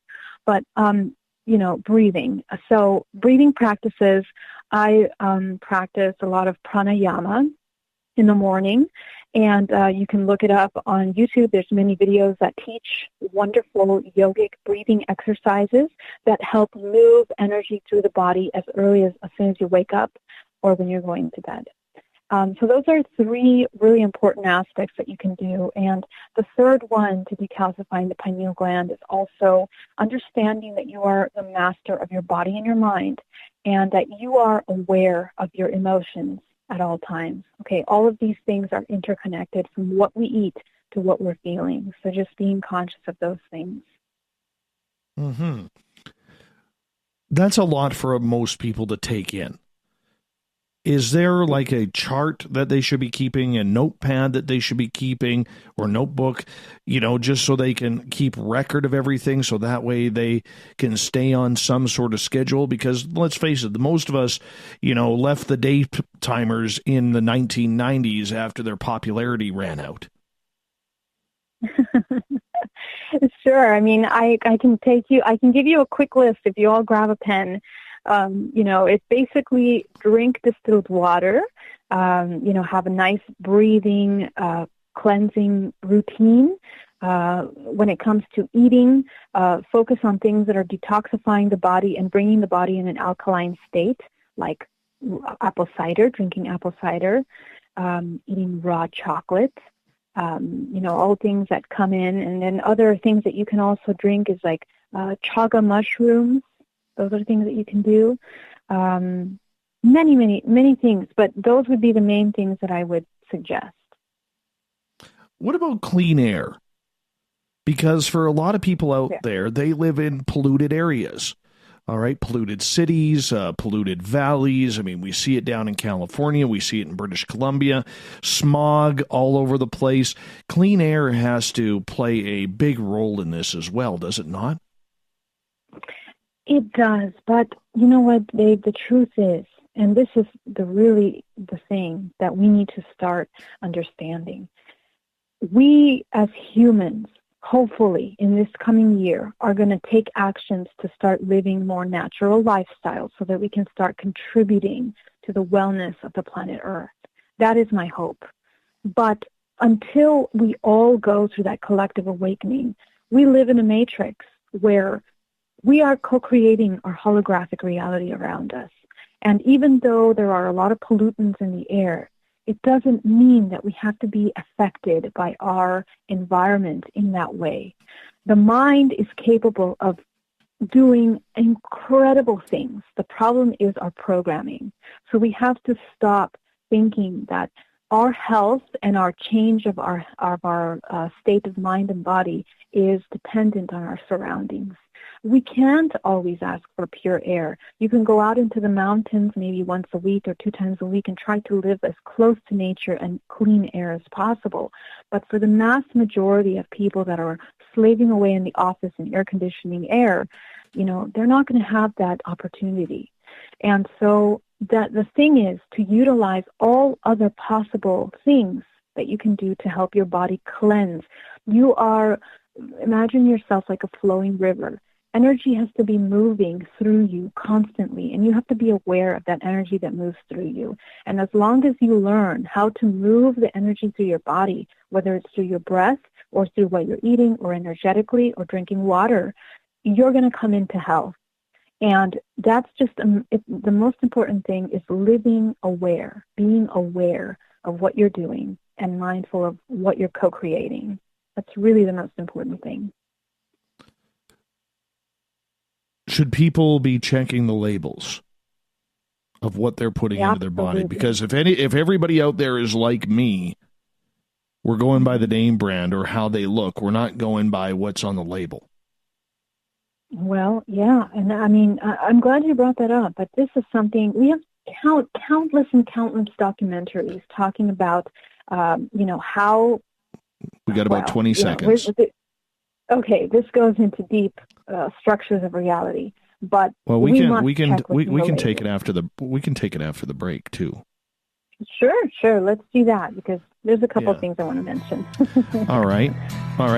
This label thing, we're going to get to it right after the break with Geraldine Orozco on the Spiritual You right here on the Mighty SOR. We'll be back. We got her for another 30 minutes before we say goodnight to this wonderful soul of a human being. We'll be back right after this on Spaced Out Radio.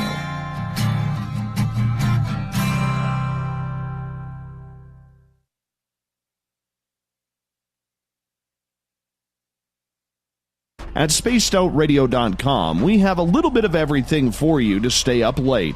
So while you're there, check out our SOR Newswire, where our team brings you stories of the weird and strange to the WTF from around the globe. News on Bigfoot, UFOs, paranormal, Darwinian-type crime tales.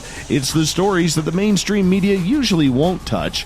Well, we got them all on the SOR Newswire, only at spacedoutradio.com. Come hang out with Spaced Out Radio, where we own the night. This is Carl. You can follow Dave on Twitter at Spaced Out Radio, and during the show, use the hashtag Spaced Out Radio to chat with us live. On Instagram, at Dave Scott SOR. On Facebook, give our page a like, Spaced Out Radio Show. SOR archives are free on YouTube at Spaced Out Radio. Come join us, or I will come join you. See you at your window. You're listening to Spaced Out Radio Live with Dave Scott on the Deep Talk Radio Network. We are getting ready to relaunch the SOR Space Travelers Club at spacedoutradio.com. For $5 a month, you can join us for a plethora of features found nowhere else. Hang out in a private chat room during the show and after party. You can check out some exclusive content and a store specifically for you, as well as a private listener forum where you can post your thoughts, stories, and pictures. the SOR Space Travelers Club, coming soon to spacedoutradio.com. You know, it's hard being the bad man of ufology, but that's just the way that I like it. This is Chris George Zuger, and I'll be hanging out with Dave Scott and SOR scientist Chris Cogswell for Reality Paranormal, the second Wednesday of every month. And our job is to break it down and come to conclusions as to what is really going on in the supernatural world. I'd love for you to join us right here on Spaced Out Radio. The Call of the Wild is in Vancouver. The Moose Vancouver is one of the hottest bars and restaurants in the city. Open until 2 a.m. nightly, the Moose will rock you like a hurricane all night long. Great food with everything on the menu at $6.95 near the corner of Nelson and Granville. Get your horns up and come rock with us. The Moose Vancouver, the official rocking bar of Spaced Out Radio.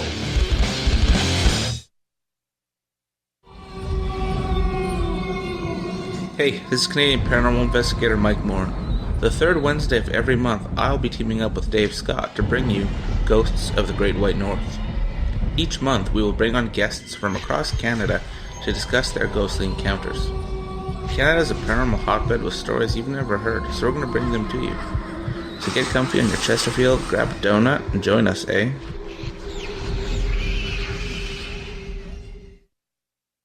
On the first Tuesday of every month, I encourage you to come along for a journey with me, Geraldine Orozco, on The Spiritual You.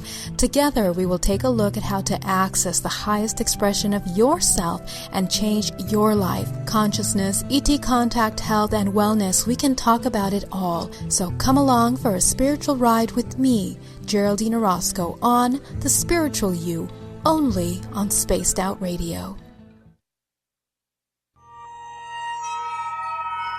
You hear footsteps in the empty room above you. A rocking chair begins rocking by itself. Don't be afraid of the things that go bump in the night. Reach for Spirit Storybox, the iPhone app the Huffington Post UK called the only ghost hunting app you will ever need. Spirit Storybox. The spirits are telling their stories. Are you listening?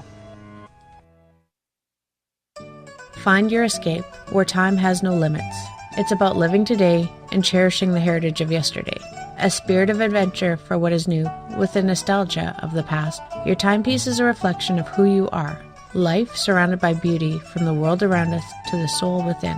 EscapeWatches.com. There is no time like the present to enjoy your escape. Use promo code SMF2017 for your 20% discount today. Looking for a place to advertise at a very reasonable cost?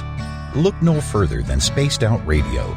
SpacedOutRadio.com has an advertising tab that you can click to check out our daily, weekly, and monthly packages to play on the radio, or our website including social media. From commercial spots to banners, we have it all. Check out our competitive pricing today.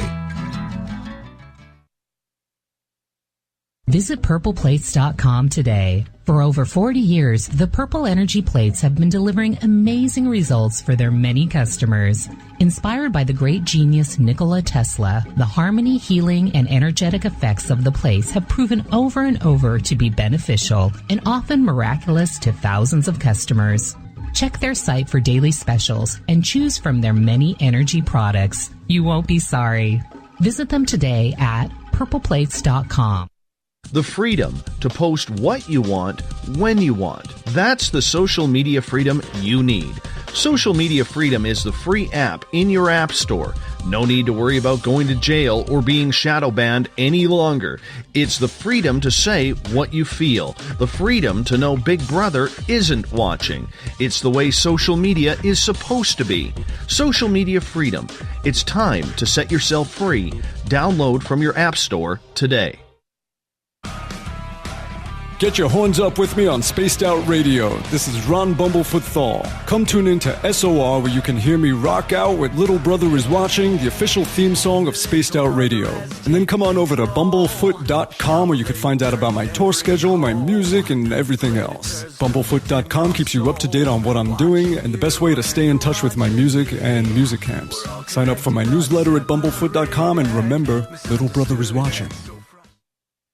So, you love talk radio? Then you'll love TalkStreamLive.com. TalkStream Live is always on, 24/7 with the best streaming talk shows. Find your favorite talkers and discover some new ones. It's free, readily available online or on mobile with any smartphone or tablet. Finding your favorite talk shows all in one place has gotten a whole lot easier. Just go to TalkStreamLive.com. Be sure to download the free apps from Google Play or the iTunes App Store. Do you want to know what's really going on in your world? Do you have questions about who you can trust in the mainstream media? Then look no further than the Rebel Planet. Come get the straight answers right here at spacedoutradio.com. Join me, Jamie Sexton, creator of Rebel Planet News, as I fill you in on the stories behind the stories. All you truth seekers, be sure to tune in to Rebel Planet on spacedoutradio.com the third Thursday of every month.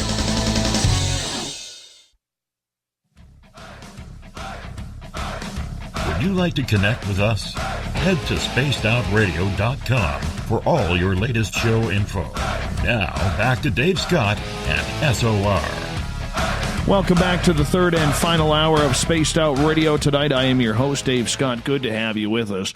Cloaking, UFOs, and stealth. Mike Brown joins us tomorrow night, starting at 9:06 Pacific, 12:06 a.m. Eastern at spacedoutradio.com.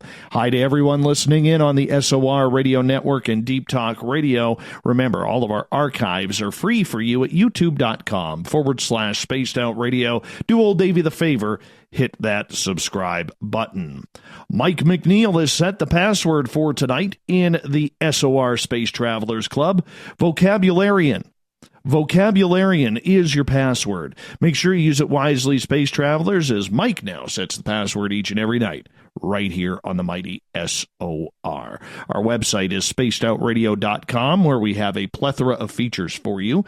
You can rock out to Bumblefoot, soon shop at our brand new store, read up on the SOR Newswire put together by Captain Shirk, and so much more. For the final time tonight, we have Geraldine Orozco in from Bay Area Meditation. You can check out bayareameditation.com. She's located down in San Francisco, California. She is here the first Tuesday of every month with The Spiritual You. She is one of the brightest stars going right now in this field. And Geraldine, I have no problem saying that publicly. Thank you for being a part of the Spaced Out Radio family as well. Thank you for having me, and we're here on our final leg of our chat tonight. I know. It's so exciting, isn't it? So exciting.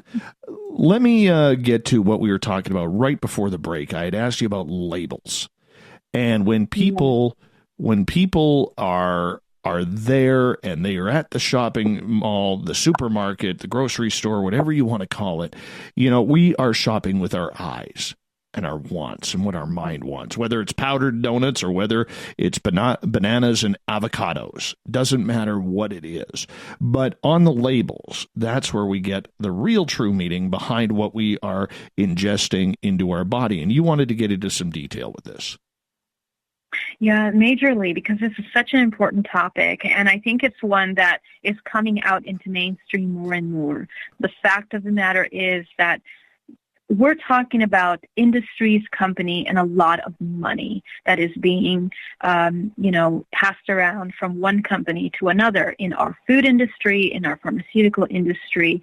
And when we have these pharmaceutical industries that are paying a lot of money to our farmers and in the production of our food, to sustain the production and the demand of these kind of foods, then we are losing track of who is thinking about our well-being.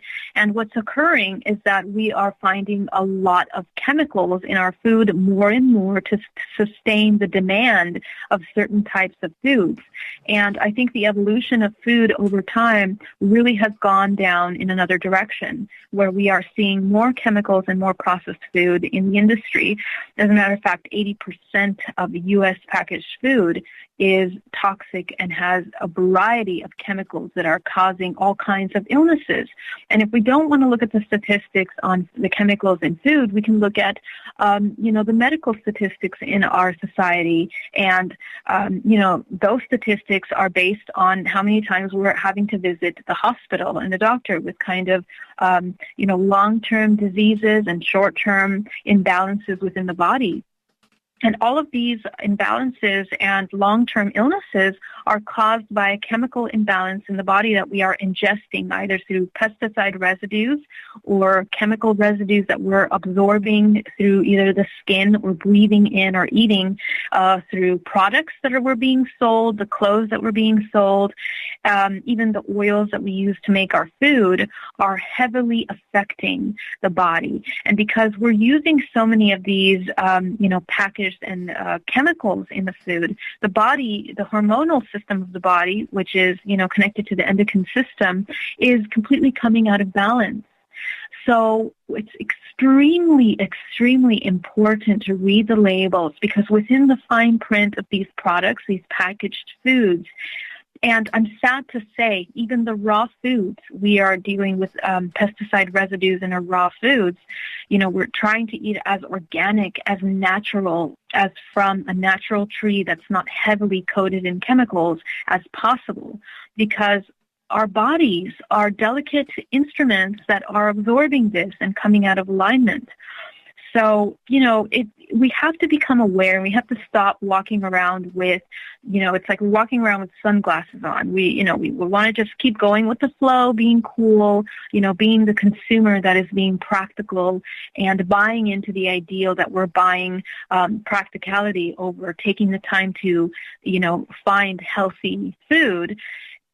Which is a marketing scheme. We're falling into the marketing ideal that we're consuming things that are easy and convenient instead of, buying from the farmer's market or making our food, cooking our own food, or even eating naturally and raw. So we really need to start becoming conscious of what we're ingesting. So reading the labels is imperative. And as I was mentioning earlier, if we don't want to look at how, the body is reacting to these things, we have to look at statistics that are coming also from our medical industry that are talking about the number of people that are showing up with imbalances, chemical imbalances, new diseases, the number of people that have cancer. Now, all of these things are a part of what we're dealing with. If you want to go deeper into that information, my suggestion is to focus on the fact. We're not looking at this information to become overwhelmed and in a state of fear and being afraid of the illness, because my main message is that mind over body, okay? Illness is, originates in the body from the imbalance of your emotions and whatnot. And so, but when we are not conscious of what we are ingesting, we have to be able to prevent eating all kinds of chemical things. I mean, if there's something that is in your food that's completely fake and you can't even pronounce, why would you want to ingest something that you don't know what you're eating and how it's going to affect your body? So just that level of awareness and consciousness is really important. What about bottled water? Because for a lot of us, we think, oh, well, it's great to go to the corner store, pick up some bottled water, and water is water. We're not really looking at the labels or the tabs of the water we are ingesting either. Yeah, you're absolutely right. And really, I mean, there have been countless tests on what is in bottled water. There's a lot of contaminants in water. Where everything from arsenic to chloride to iron, manganese. I mean, dissolved, chemicals or minerals and solids that are not properly being broken down by their filtration system or cleaned out, and even fluoride we're going to be finding in bottled water. I mean, and from those things also, in addition to that, the BPs that we're getting from the plastic in which the water is absorbing from, when plastic gets heated up, it's releasing chemicals into the water, and then we're now ingesting those chemicals into the body. So, this completely messes up the hormonal system of the body. And, that's not good for you, obviously. You're going to be dealing with all kinds of problems.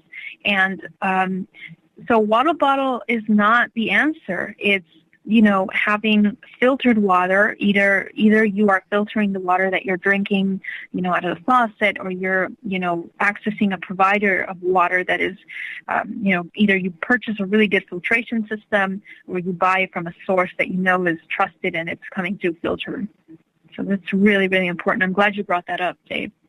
Well, it is important because, there are so many different water companies out there. I mean, we look at Nestle, who is pretty much raping the entire water industry, getting all this water for free off of land and charging people exorbitant amounts for whatever they do to it at that time. And I'm not just picking up Nestle, but I mean, every company does it now. And when we, and to me, even though the water tastes good in the bottles, we still have to wonder, is it worse than tap water? Now, I realize in some major cities, especially in the United States, there is water that I wouldn't drink. When I go to Las Vegas, I sure as heck am not drinking the tap water. At home here, I can. I've never lived in an area where I couldn't drink the tap water. Or even, if I'm out in the yard with a garden hose, drinking the water out of the garden hose. I mean, that's part of the way I've grown up, but I know there's other areas like that out there where people do not have that option. I mean, we wouldn't want that for people living in Flint, Michigan. Right, you're absolutely right, and so it's really important to learn about the water, and you can easily purchase some alkaline testing and chemical testing strips at your hardware store to test the water, and there have been countless experiments online that you can take a look at where all the water bottles, like the major main brands, including Nestle and all of those, were tested for chemicals, and it is alarming the amount of chemicals that are found in those water. So it comes out being exactly the same as drinking tap water, so it doesn't make it better. Really, I think the best thing to do is to filter, buy a good, invest, and I know it's expensive, but, there are some filtration systems out there that are also affordable. Do your research and find the one that works best for you that is going to pull out all of those chemicals so you're drinking as pure of a water as possible. I want to get to, as time winds down here, we got about 11 minutes left with you, and I want to get to ET experiences of 2018, 2019. There were a lot of people saying that, with 2018 being the year of the UFO and the year of some sort of contact, especially publicly within the media, that ET contact really took a big jump forward, and people were now applauding a lot of the news for bringing this story to the forefront because it gave them validation of their own experiences. With 2018 now behind us going into 2019, if 2018 was the year of the UFO, could 2019 be the year of the experiencer?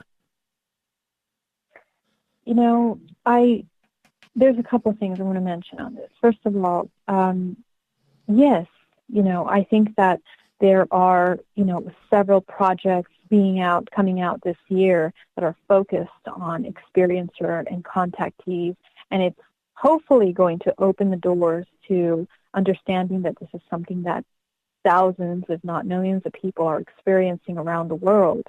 And, if you notice what's been happening over the past 4 or 5 years, these things have come out more and more into mainstream. And we see that with the kind of films that there are out in Hollywood now and the kind of shows that we're looking at, either on Netflix or all kinds of other shows that are coming out that are heavily into this kind of ET contact. And I think there is that kind of, restlessness where we're exploring, we are looking at that. I mean, and even in our technology, we have people like, Richard Branson and Elon Musk that are, looking at sending ships out into space and whatnot. And for whatever face value that will offer, basically, I think as a whole, society and also, the president talking about his Space Force. So I think there is a massive push for awareness that we are not alone on this planet, and that was the first step. I mean, we had that video disclosed. Now, within this entire realm, something that I want to be very cautious and happy to be able to say on air and advise people is that in all of these realms of information coming out, do your research, but more importantly, connect with yourself and the information that matches with you. And a lot of us that have even the most minimal inkling that you may have had some kind of contact, please, go deeper into that information if you are willing to, if you want disclosure, if you want information, look at your own experiences and connect with them and research them, get regression, learn about them, And why do I say that? Because the more people that connect with their own experiences and are able to come out in the open and talk about these things like they're not something that's, crazy or out of this world, the more we're going to have a smoother integration into the things that are coming for us in the future. Because the connection and communication with on-Earth and extraterrestrial beings is going to happen inevitably on a mass scale. And I think that the more that we discuss our own experiences, I mean, really, out of a week, I talk to hundreds of people, and more than 50% of those hundreds of people, whether it's in the field that I'm in or within my corporate field, my corporate clients, people talk to me about contact, whether it's in a dream or in an experience. So if this is a massive delusion that we're all living under, then we need to talk about it. If it's an actual thing that's happening around this entire universe, then we still need to talk about it. And so we're coming into that time where the opportunity is here for us to explore our own experiences. And 2019 is going to go in that direction. And we see that. I mean, I'm telling you from my personal experience from having the opportunity to participate in the documentary about hybridization, and I hope that is welcomed by our society. It's something that for some people is completely, out of this world. And it's become that way because of our structured reality and the concept of, what's okay and what's not okay, what was allowed to be spoken of and what's not. So we're breaking those barriers. But it's in our hands as individuals to be the ones to explore our experiences and see what is real beyond the illusion of what's being presented to us. Is it that complicated, though? Well, I believe that, if you think that's complicated, I can see why somebody would think that's complicated, but we live in a multi-dimensional reality, and the majority of us are not living with that awareness. We hear about it, but how many of us are living very in tune with ourselves and our surroundings? Unfortunately, not all of us are. And so because of that simple fact, these kinds of things that are in realities that extend beyond our physical are going to be difficult to integrate. So we're talking about entire concepts of reality shifting, paradigms for people, because people are on different levels of thinking, So yes, and the more we bring in the consciousness of ET contact, more things come into question, like our origins, like history, like religion, like society, all kinds of things come into question. So we're talking about a major paradigm shift on more than one level, Dave. And the consciousness part about it, I think that is what we're going to be hearing a lot more of. We're seeing researchers like Grant Cameron, who was really focused the last couple of years on the entire UFO phenomena. Well, now all of a sudden we see his research starting to switch over to more of a consciousness level. There are rumors out there that a lot of the stuff MUFON or Robert Bigelow is looking for is the consciousness aspect from people who've said that they have flown these ET ships. And it was basically on their own brain activity and thoughts. So I think if we're not going to get into the abductees of or the experiencers of 2019, I think 2019 really has the ability to be the year of the consciousness effort.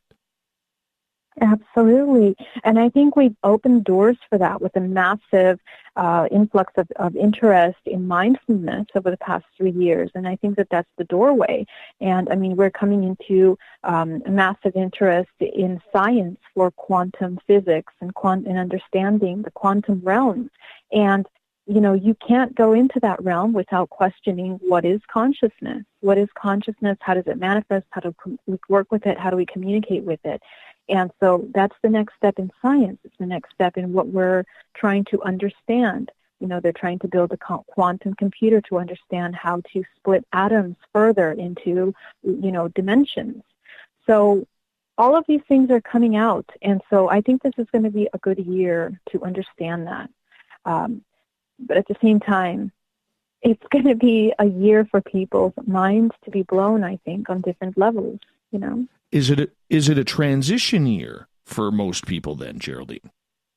Absolutely. Absolutely, Dave. And that's what we were talking about at the beginning of the show. And really quickly as we're going out, I mean, there's a couple little pointers that I jotted down that I wanted to mention for you as we're talking about coming into this new year and what we can focus on to help us integrate. Number one, let go of the illusion that the material world means something. Okay. Number two, let go of the idea that you are you. So again, you're not this physical body, you're an interdimensional being. And so coming into that understanding and living with that consciousness is really going to help us integrate all these kinds of truths that are coming out. Let go of the idea that you can exit the matrix through the mind. I mean, we talked about for a lot of us that are in the spiritual realm that are thinking about leaving the matrix, you know, it's not just going to be through the mind connecting with this physical, you know, reality. We got to go in deeper. And that brings me to the next thing that says that we have to try to come into connection with our inner self. You know, go within. Don't be afraid to go in. And this year is going to be an important year for that. And the transition requires that because, again, all information is inside. It's not outside. The next point that I would say is understand that only by journeying inward you're escaping the matrix, which means that the matrix is built structurally, architecturally based on ourselves because, again, we mirror, as above, so below. We are a mirror of the universe. And so because of that, all of the answers to everything that lies outside is going to be inside. Okay?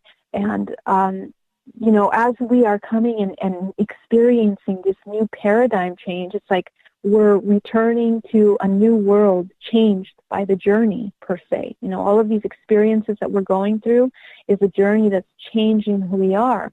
So as we come into this 2019, we come into it as warriors, as people that are becoming conscious and not looking for the world to change around us, but allowing our change to dictate how we communicate with the world around us. And so I just wanted to quickly point out those couple little notes that I made to focus on resolutions for this year. We got about 30 seconds left with you, my dear friend, and I'm looking forward to having you back on the show on February 5th, which will be the first Tuesday of next month. Let everybody know where they can find your YouTube channel and your website. Absolutely. If you guys want to get a DNA reprogramming session with me, you can email me at info@bayareameditation.com. Visit my website at geraldineorozco.com. and my YouTube channel at Geraldine Orozco, and on all other social media as Bay Area Meditation or my name. So Wonderful. I am really honored to be here. Thank you, Dave, for having me once again. We love you, Geraldine. We will talk to you next month. Coming up, we got the SOR Newswire. Stick around on more Spaced Out Radio.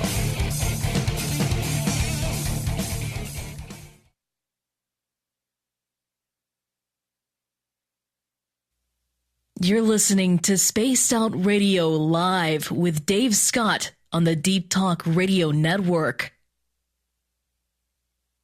Heading to Vancouver and looking for a night on the town? The Moose Vancouver is the bar that never stops rocking until 2 a.m. every night. The Moose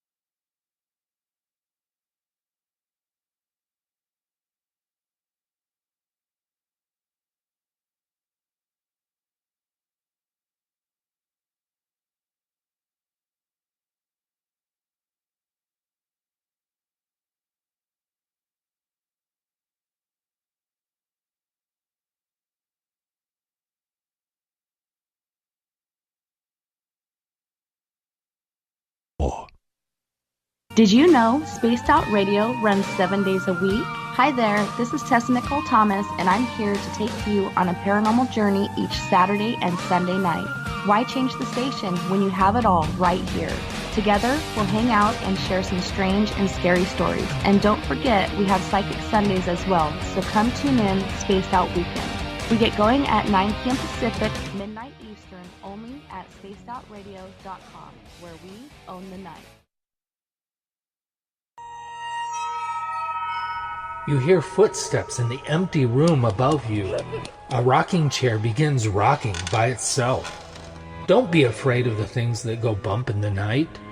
Reach for Spirit Storybox, the iPhone app the Huffington Post UK called the only ghost hunting app you will ever need.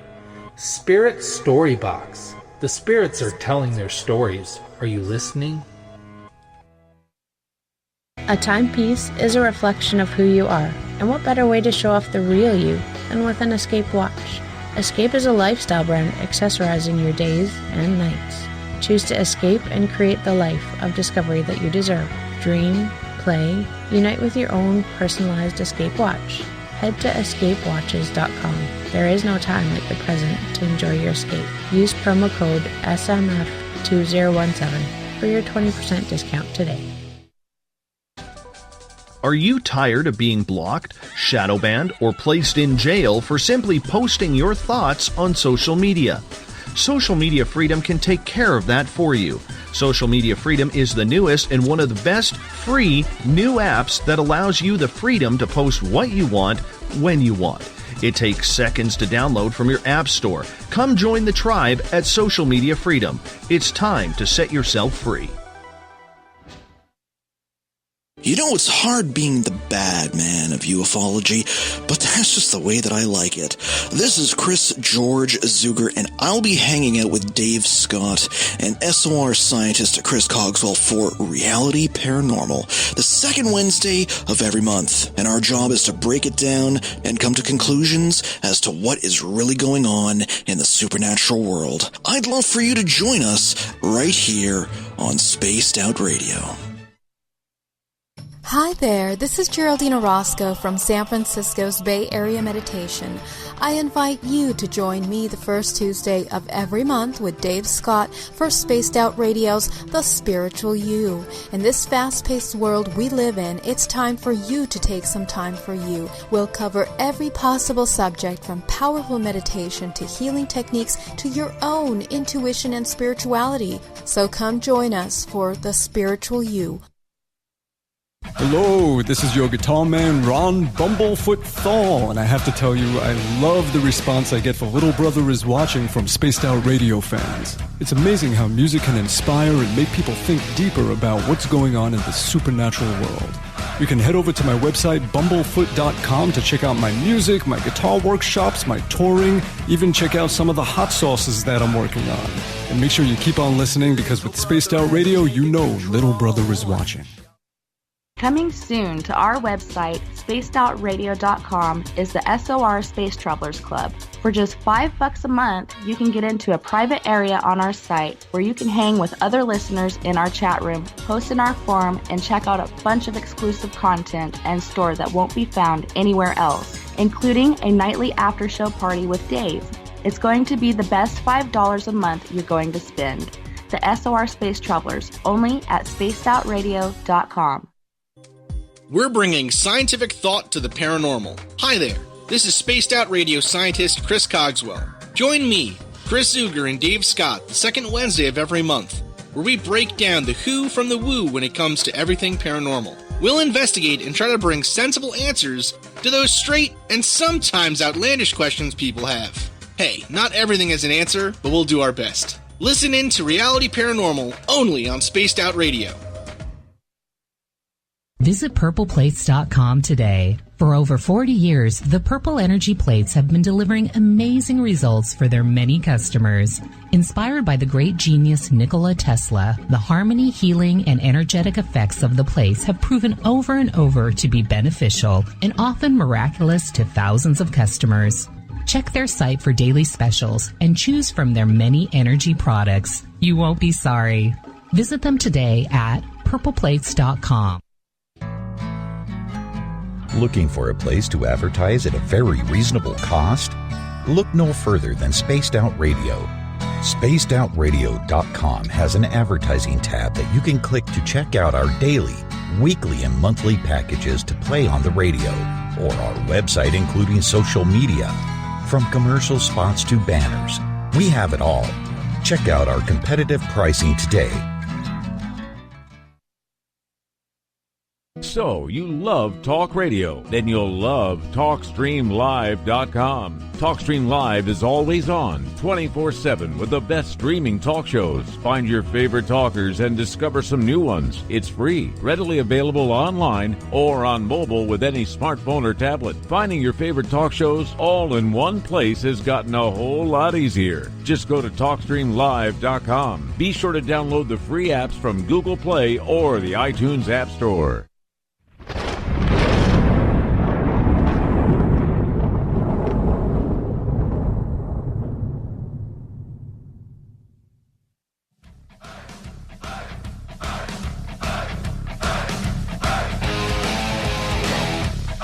We've rounded third. We are heading for home tonight on the mighty SOR. And for the first time of 2019, we bring in the man, the myth, the paranoia legend, Mr. Team Stump himself, Olaf Phillips.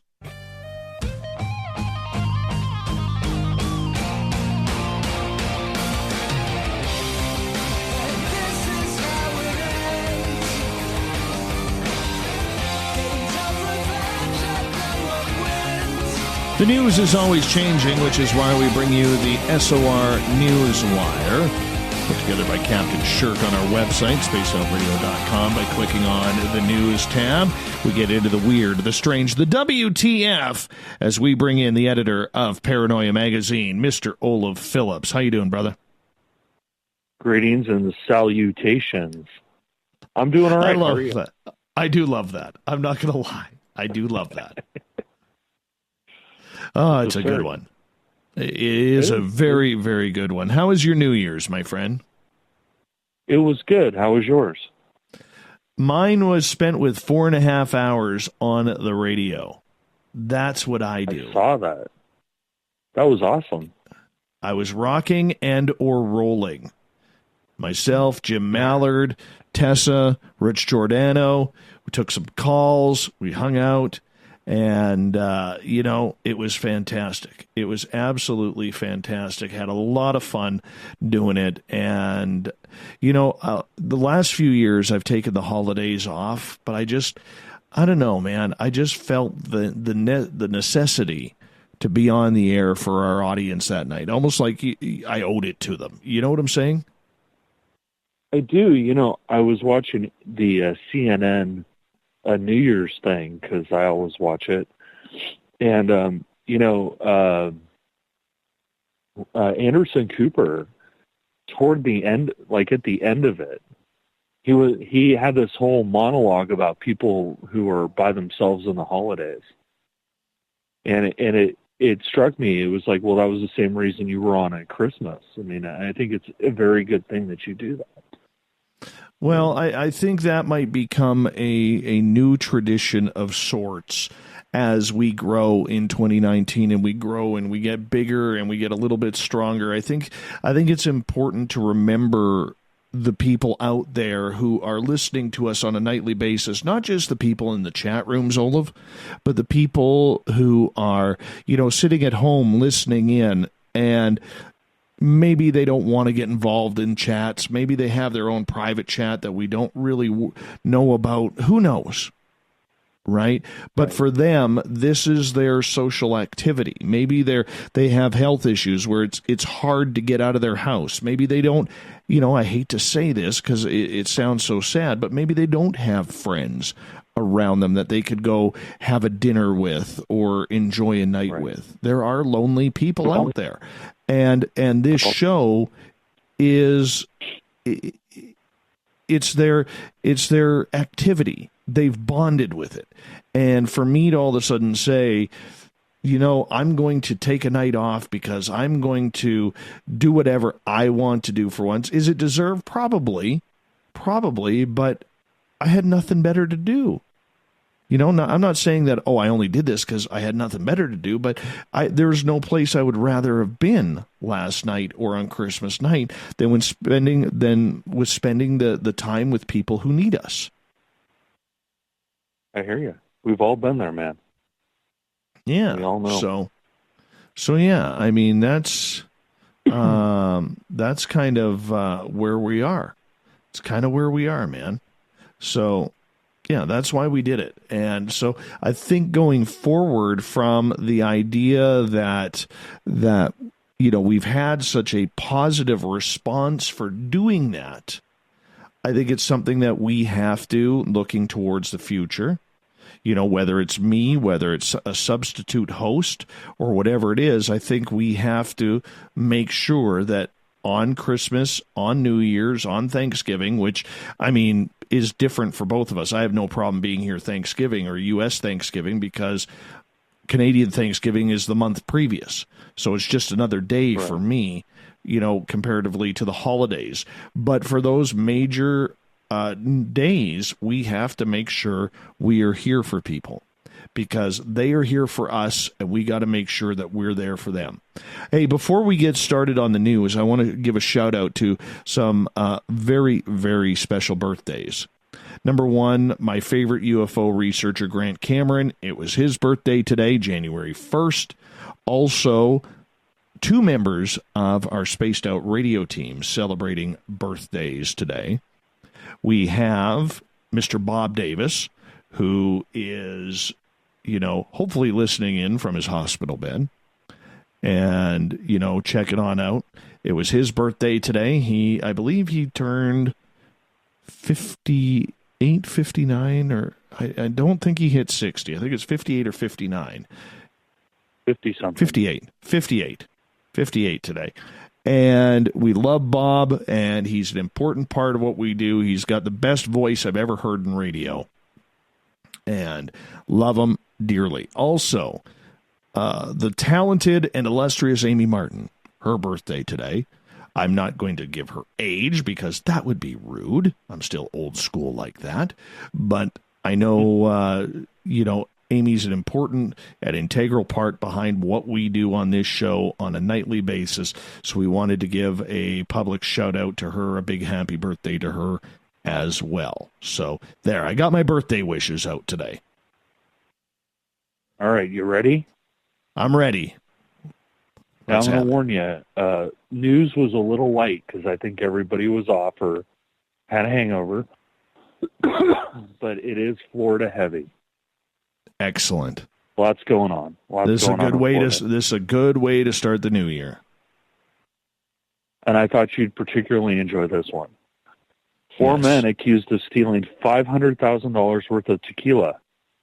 1 tequila, 2 tequila, 966 cases worth of tequila has been recovered in Hillsborough County by Hillsborough County deputies. The new year has officially been saved. Hillsborough deputies recovered more than $500,000 of Patron tequila Sunday night in Sonotosasa.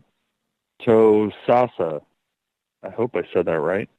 Deputies say a truck was hauling a load of 966 cases of tequila worth a whopping $507,105. When the driver stopped for dinner at a Tampa truck stop around 11 p.m. on U.S. Highway 301. When the driver came back to his truck, he noticed that it was no longer attached. Deputies searched for the stolen tequila and found the semi-trailer about 12:30 a.m.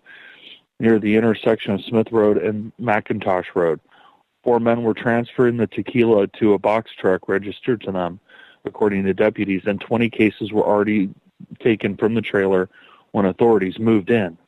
3 suspects were arrested without any trouble.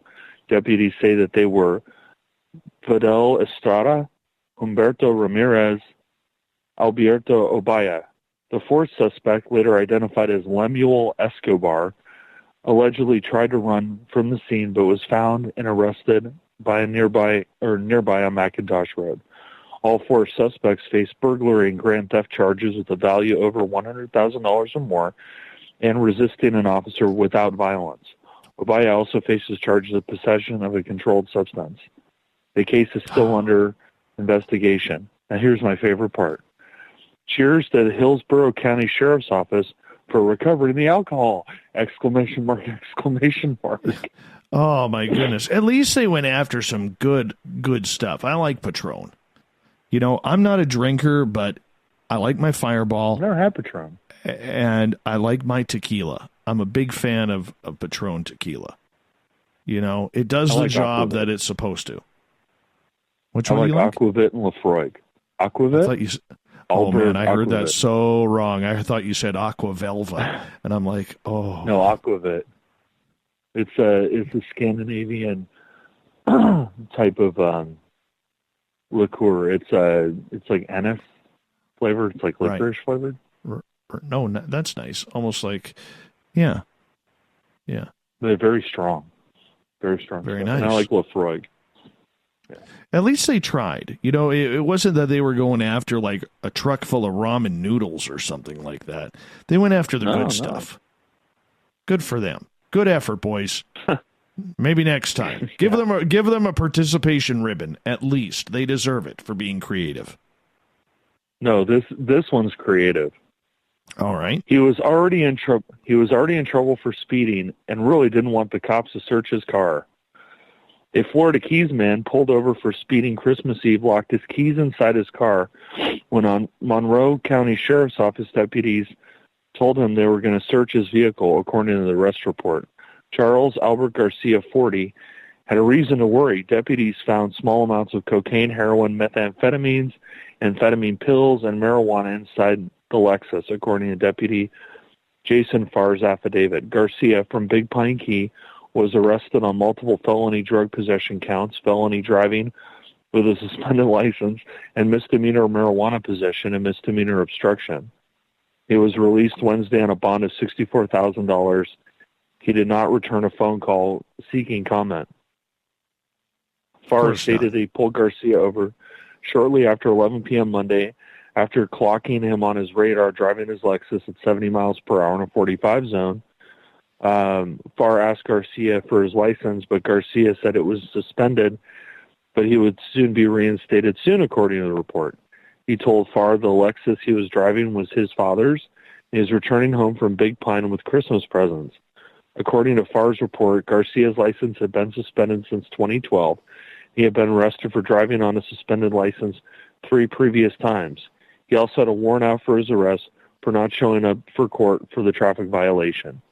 After Farr said he was going to search the Lexus, Garcia threw the keys inside the vehicle and locked the doors. A towing company unlocked the doors, and the deputies searched the vehicle, finding the drugs.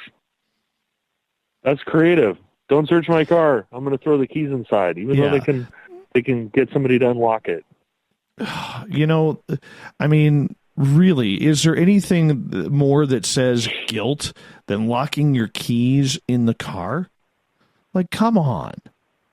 I mean, it's creative. I'm not aware of it. Let's give him some, kudos for creativity. We'll give him the participation ribbon as well. But let's be realistic here. You throw the keys to the car and you lock the door and you're trying to be all snide on it. You can't unlock my door. Like, you deserve what you get, And the people I feel sorry for is his family. It's Christmas Eve, brother. Oh, I know. It's Christmas Eve. What are you doing? What are you doing? Like, your family is expecting you to be, for at least one day, a good, high-quality member of society and a good family member. Not today. No, not this Christmas. No. Not this Christmas. No. Just shake my head. Can I give you another one? I would love one. I'd love one. This will make you shake your head. Florida woman robs postal worker, takes off on tricycle. A woman was arrested for armed robbery and assault with a deadly weapon after police received a call reporting she was pointing a gun at people while riding a tricycle, then robbed a postal truck. Last week, police found 52-year-old Laeta Cristotomo riding a tricycle while holding a handgun that turned out to be a toy.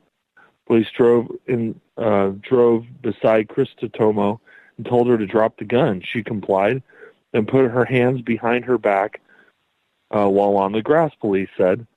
Cristotomo told police she was God. Then she said the voices in her head were telling her to do things. The victim said Cristotomo pointed the toy gun at a mail carrier and forced him to give her a package out of the truck. After receiving the package, she rode away on her tricycle. No one was hurt in the incident, and police arrested Cristotomo at the scene. She is currently being held on a $25,000 bond. All right. If you're going to use a toy gun on a tricycle, there's probably a methamphetamine type issue here. That's just not drugs. Let's just say that she added that she was God and the voices in her head were telling her to rob people. Yeah. I think there's some meth involved. Yeah, meth or crack, one of the two. Something cheap and affordable. Crocodile, I don't know, something bad. But a tricycle. I mean, was this a kid's tricycle, an adult tricycle? Apparently, what are we talking? No, apparently this was a kid's tricycle. How do you even fit on there? I have no idea. I don't know. It was Florida. Almost in a curious way, I want to see this. I want to see the video. I do. I want to see the body, the police body camera shot of this. This is awesome. I know. This is what we live for in the WTF part of the SOR Newswire. Fantastic. Fantastic, my friend. That's a good way to head into the thought of the Dave. Let's do it.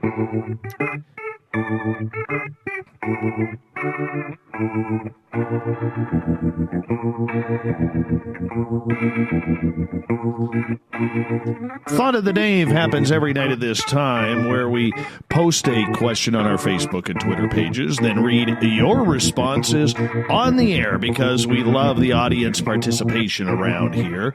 Today's Thought of the Dave is as follows.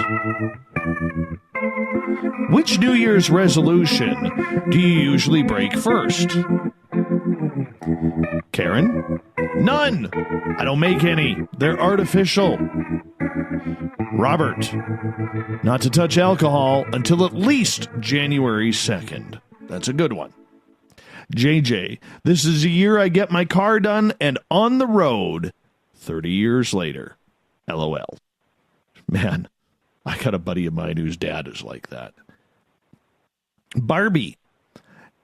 It was always quit smoking, but I finally did that last year. Not even thinking about making one today. I'll just break it. Karen. I'm not going to drink anymore. Francesca, smoking. Marianne, go on a diet. I've already broken mine. Catherine, eating healthier. Trixie, to not make any New Year's resolutions. Ramona, none. I don't make them. Good for you. Stand tall. Stand proud. Olaf, I don't know this guy. He's like, all of them. All of them. Yeah. You broke yours already, didn't you, Olaf? I did. Good for you. I'm clapping for you. Thank you. Not even 24 hours in. We got 5.5 minutes before we're 24 hours in. You already broke them. Chris, considering Chris George Zuger, considering I've already told Jacques Vallée to go F himself today, already done. He goes, I think I'll need to kill a guy to do worse in 2019. Just kidding. Kelly, if I don't make resolutions, then I am not upset when I break them. Therefore, my resolution is no resolutions. My life is pretty damn good otherwise. Captain Shirk, one of my New Year's resolutions is the same every year. It's to stop swearing. As anyone who has spoken to me knows, I have not been able to keep that beeping resolution past 5 bleeping minutes in the bleeping new year. I give it another bleeping try, but chances are I will be bleeping swearing again before 12:05. Good on you, Captain Shirk, you potty mouth. That's why you love your Rob Zombie every single night. Kevin, thou shalt not kill, but that is really more of a guideline. Lisa, make the same ones every year. Robin, I'm planning on doing all of mine. Nikki says exercise. Gil, diet. Gabe, everything. Bill, not listening to Spaced Out Radio. Oh, you jerk, buddy. He's a good friend of mine. I know that was a I don't tease. like that one. That's me either. Well, he's got to break that resolution, though. That's his resolution, and he plans on breaking it. He's listening. Exactly. He's listening. He already broke it. Exactly. Alan probably has the best words. He goes, all of them. Who am I trying to kid? On that note, Olaf, let everybody know where they can find Paranoia Magazine. ParanoiaMagazine.com. It's that simple. I'm there. Find me. All right. Perfect. And, of course, you can get all the Spaced Out Radio news by going to our website, clicking on the news tab. Captain Shirk has you all updated right on there. Don't forget, you can also check out our Facebook page, the SOR Newswire, as well, for your updates on my blog there as well. Tomorrow night on the show, we got Mike Brown coming in. We're talking UFOs. We are talking cloaking. We are talking stealth technology. 9:06 Pacific, 12:06 a.m. Eastern at spacedoutradio.com. Big thank you to Geraldine Orozco from Bay Area Meditation for the Spiritual You. She'll be back on February 5th. We got a big thank you going on to Mr. Ron Bumblefoot Thal for letting us rock out to Little Brother Is Watching. Bumblefoot is the official music of Spaced Out Radio, rocking us in and out of every single show. Get your horns up for the guitar god himself. Special thanks to all of you in the chat rooms and on Twitter at hashtag Spaced Out Radio. Thanks for opening up your year with us, because together, my friends, we own the night. I will talk to you in 21 hours from now. Mr. Bumblefoot, we need a favor. We need you to take us home. Good night.